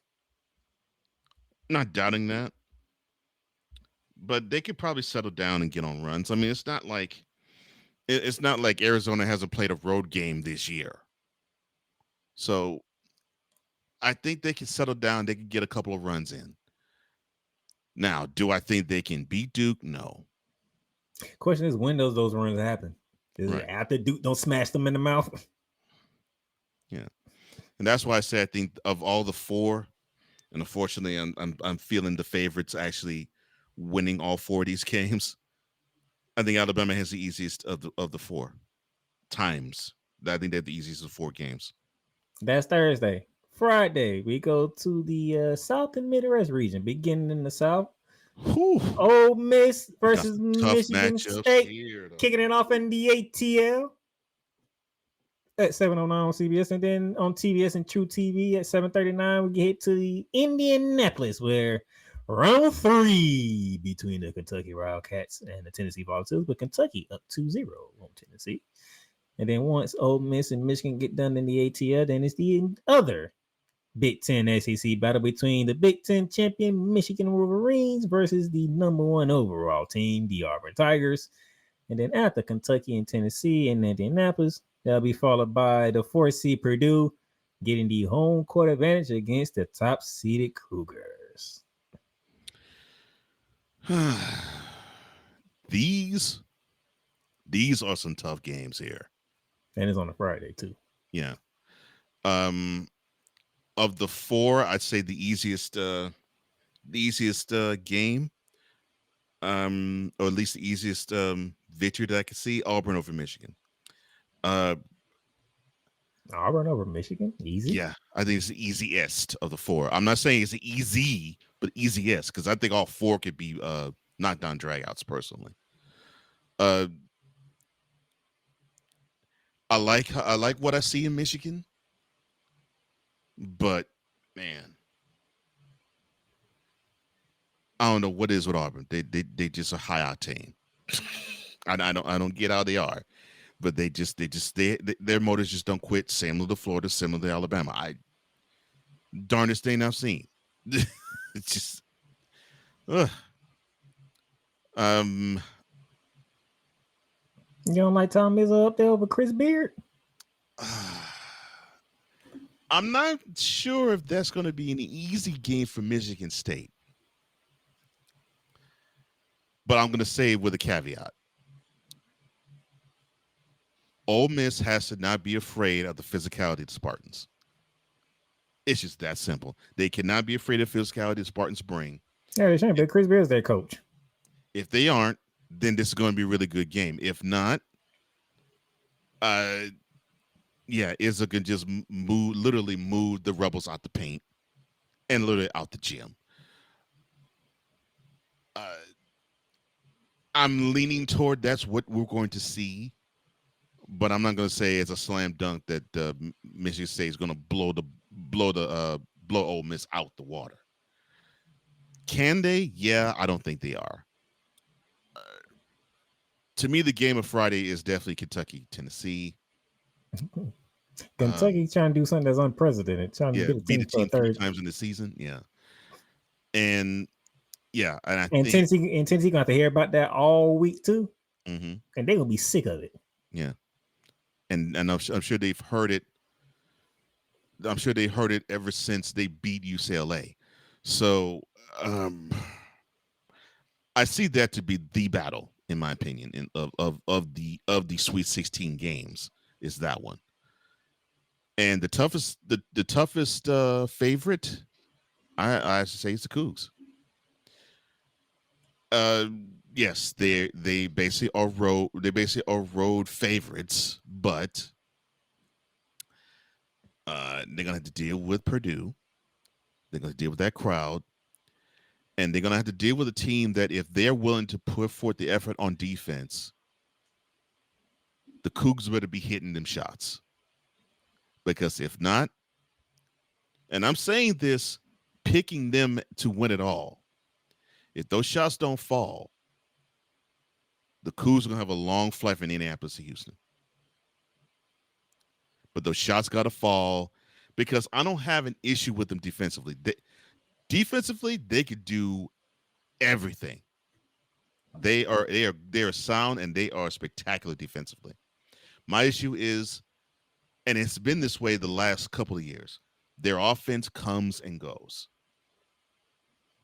If they get that inside-out game going, I like their chances. But if not, if they struggle at any point, we might be seeing an upset with the Boilermakers over the Cougs. Not saying it is, but I'm saying of all eight matchups, I think I see this one being the upset possible of all of them. Ooh, this is gonna be Fridays. But the slated games, these slated games, I wish they put these on Thursday instead of Friday. Man, all four of them are tough. There's gonna be some games. All right. You're announcing teams up in the East region. You will have Brian Anderson, Jim Jetson, Allie LaForce up in New Jersey. Your ATL crew is the main crew of Iron Eagle, Bill Radford, Grant Hill, and Tracy Wilson. Iron Eagle. Your San Francisco announcing crew, Kevin Holland, Dan Bonner, the coach Stan Van Gundy. And then your Indianapolis, Andrew Catalog, Steve Lavis, and Evan Washburn.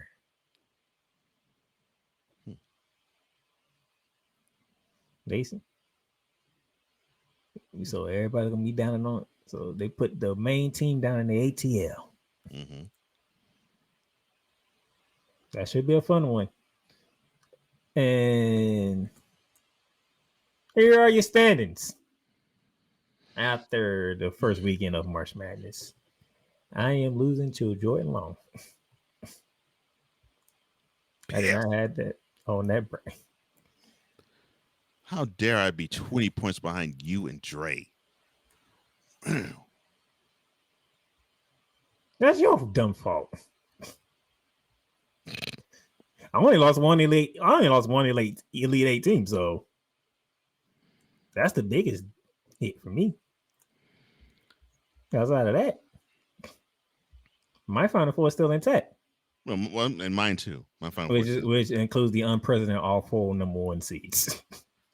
Well, oh good Lord! So your Final Four is the same as mine. Okay. You picked all 4 number 1s? Yeah, all 4 number 1s because I didn't have faith in any. I still don't really have faith in any team knocking off the 4 number 1s. I don't. So that's why I am sitting in third with Dre, and Jordan is leading the way. I don't think he would be leading the way for long. I don't think he would lead the way for long. I just don't. You just don't. I just don't. It's Jordan. It's Jordan. I'm sorry. I love you, Jordan, but I think Jordan know it too. If Jordan was to hear it, he'll be like, he's waiting for that moment too. There's gonna be a moment he can be like, well, there you go. There's it for me. I had it. It was good while I lasted. That's Jordan though. That's Jordan though. It's good. It was good while I lasted. He like that in fantasy football too. But he did actually win this one this time. Yeah. The bracket that had Texas Tech and Arkansas screwed me up. That's the one. That's the one that did the damage to me. Yeah, but hey, it is what it is. I took my big time whoopings there. All right. Before we get out of here, there's a notion going around now. I heard Jay Woods talk about it on Get Up. I heard Stephen A. I heard part of what Stephen A. said on First Take. Now that the NIL is here and the transfer portal and all that, they're saying these two things are going to be the death of college basketball because we had no madness this past weekend. Really? There was no Cinderella teams. Because of NIL? NIL and the transfer portal.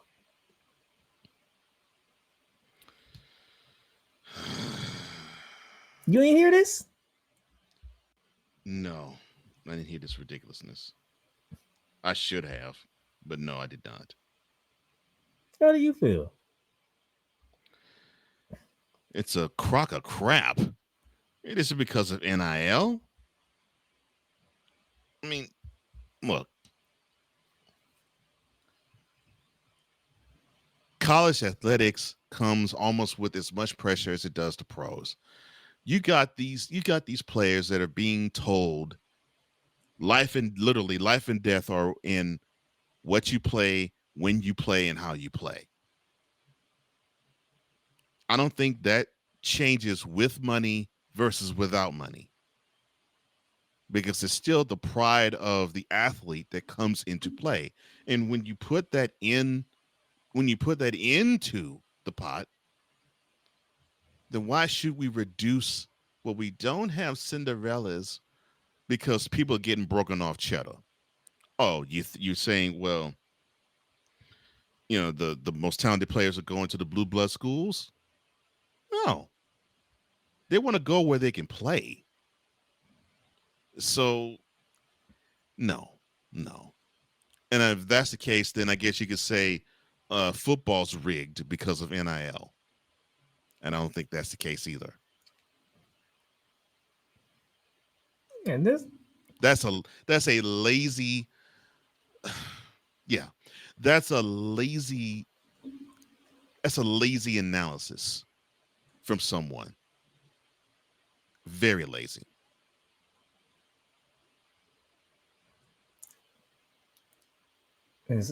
So this from Jay Williams. And Stephen A.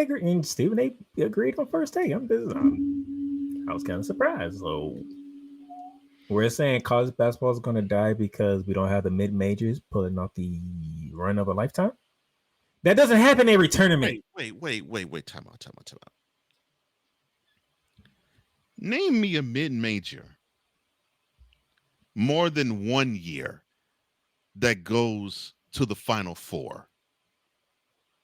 You rarely see it. You see it maybe once, if in that, in a decade.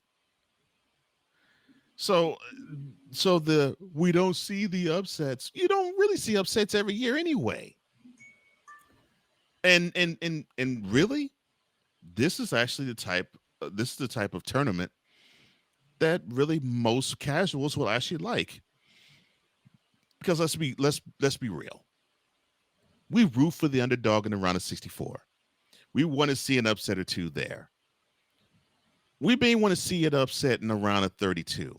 We get to the Sweet 16. We don't want the little man. We want the blue bloods. That's just how it is. That's how it's been. And that's how it is in this year's tournament. And that's how it's always going to be.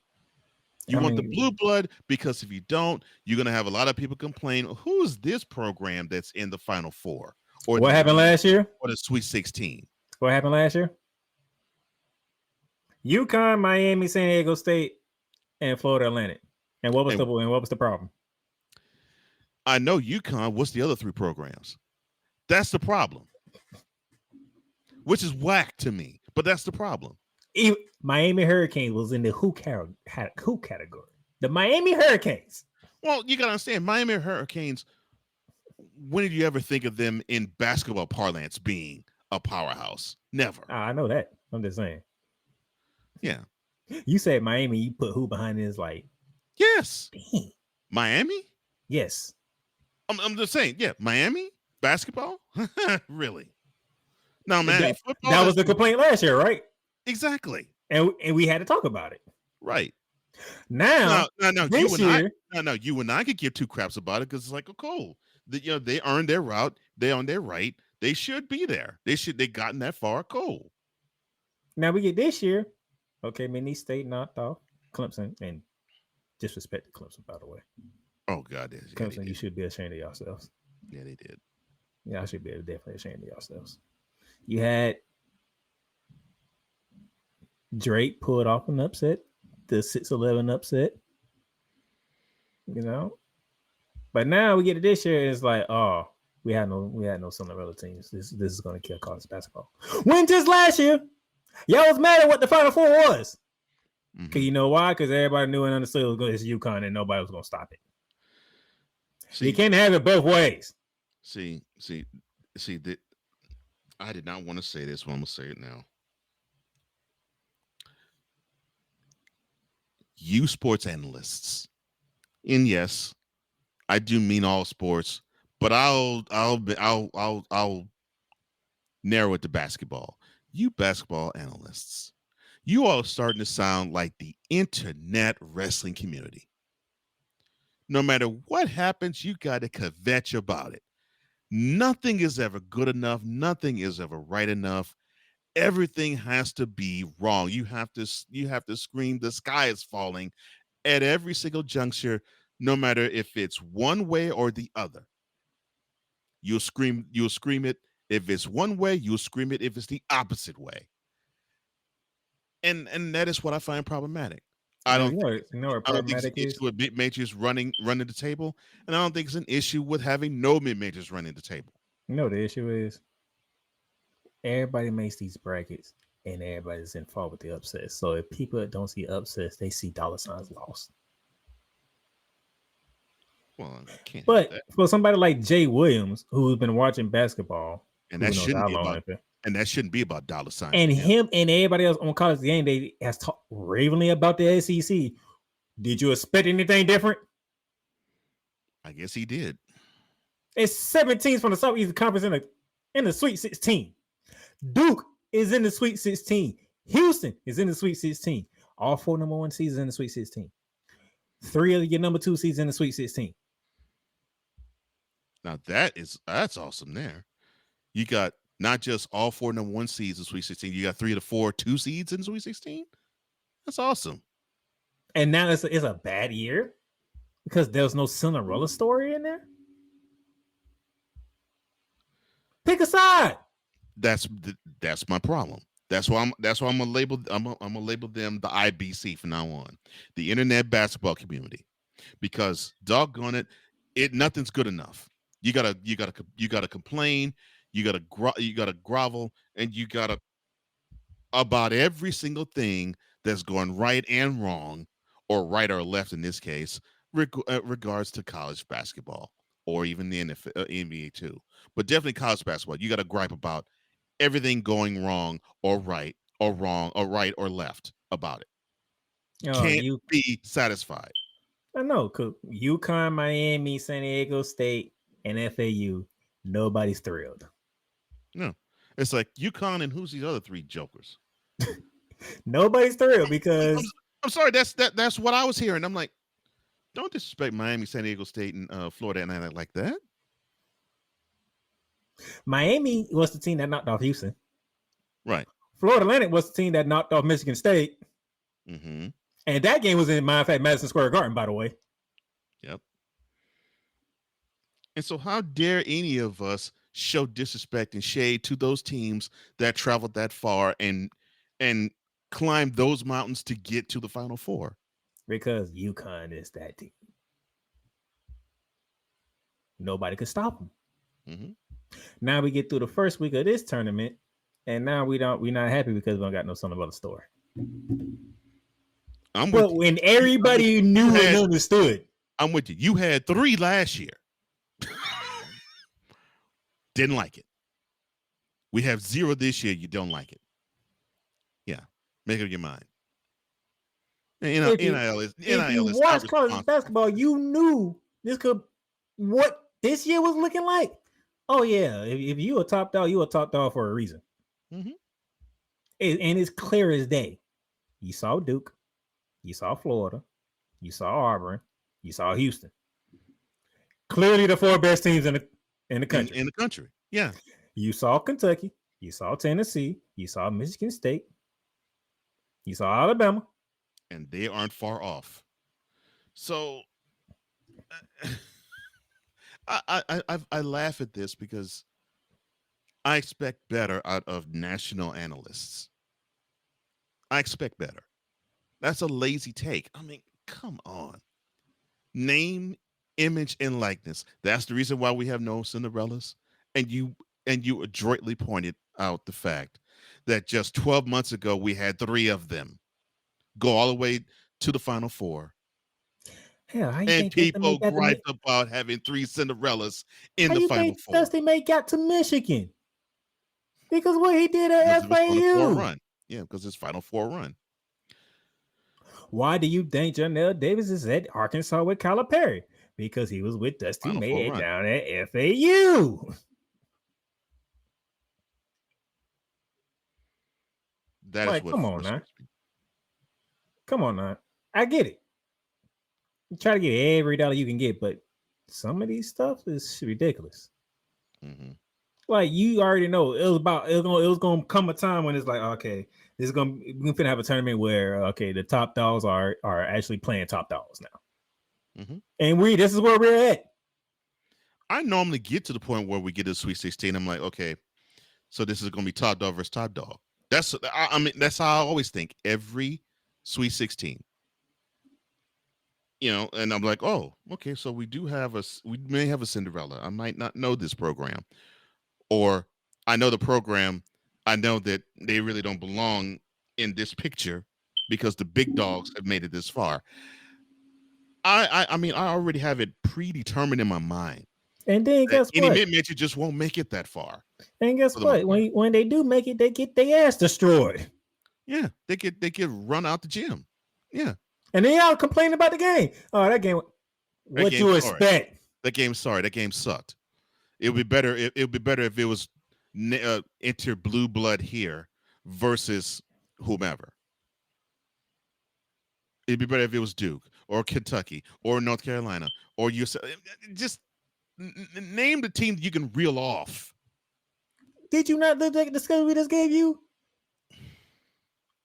Coach Johnson said he ain't picked now one game that's gonna be a blowout between Thursday and Friday.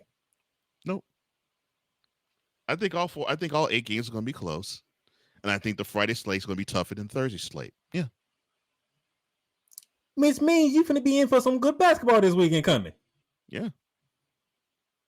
And you might see 1 or 2 double-digit victories, but I think that's about all.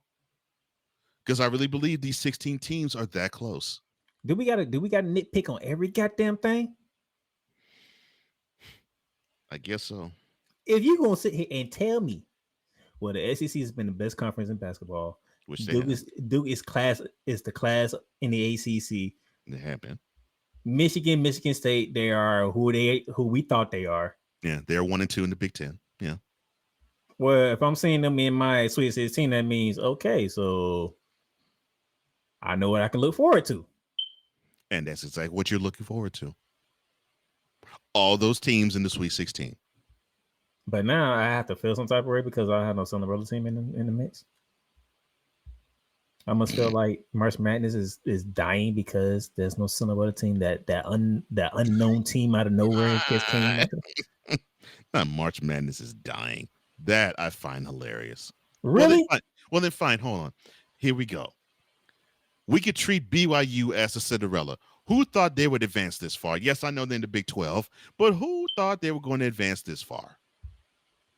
Hey, y'all don't even look at Arkansas as a 10 seed, and they're the 10th seed. But y'all look at Arkansas. Oh, they from the SEC. That's why I didn't pick Arkansas.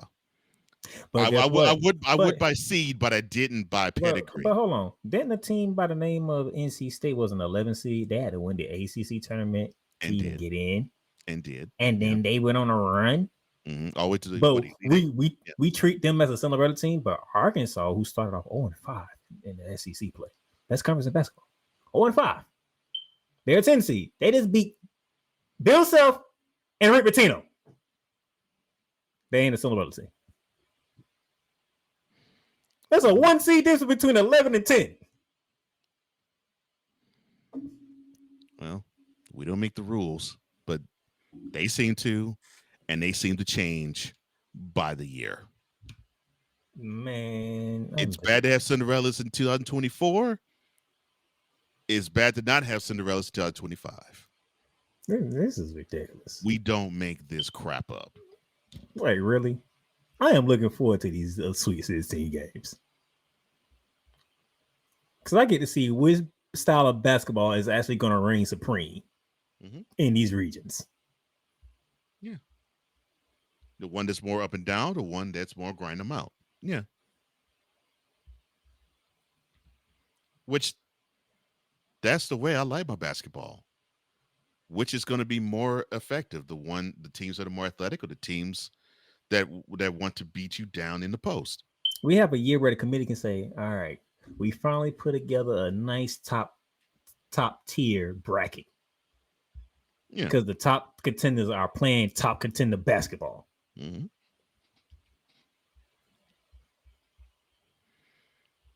But y'all get on my nerves. NIL, right? Goodness gracious. NIL and transport part. That's what they say. Okay. All right. I'm serious. Lazy analysis. And I expect better out of national people. Come on, you got to study better than this. Come on. I don't even know what else to say off that. Because when I heard that, I was like, I thought about it. I was like, do I want to talk about? Yeah, I'm going to bring it up at the end. Because I just found that crazy. But with that being said, we finna get out of here. Because I got another show to prepare for. Most probably. I don't know yet. Still waiting. But almost, we're 2 hours and 25 minutes of this show. Because all the shenanigans that's went on in media today. Gotta love the media. Yeah. Well, that's the Morning Shift's Cole Johnson. I'm the playmaker. I will see y'all Wednesday to talk women's basketball. I'll see y'all then. Peace. You've done good. You've done great. But you can't stop here. You can't stop now. You gotta keep going. Through all your trials and your tribulations, you gotta keep pushing. Now, finish your canvas. Yeah, gotta get it out the mud, that's the only way to win. Who am I to point the finger like I never ever seen? Been through the ups and downs like the letter N. They don't let you through the door, better kick that again. Cause that's the only way to win. That's the only way to go. Gotta get it out the mud. Gotta get it out the floor. Cause that's the only way to go. Let's go. Thank you for tuning in to today's episode. If you want to follow the podcast, you can follow it on all streaming platforms, including Apple Podcasts, Google Podcasts, Spotify, Stitcher, and a whole lot more. This has been Shooting the Lights Out.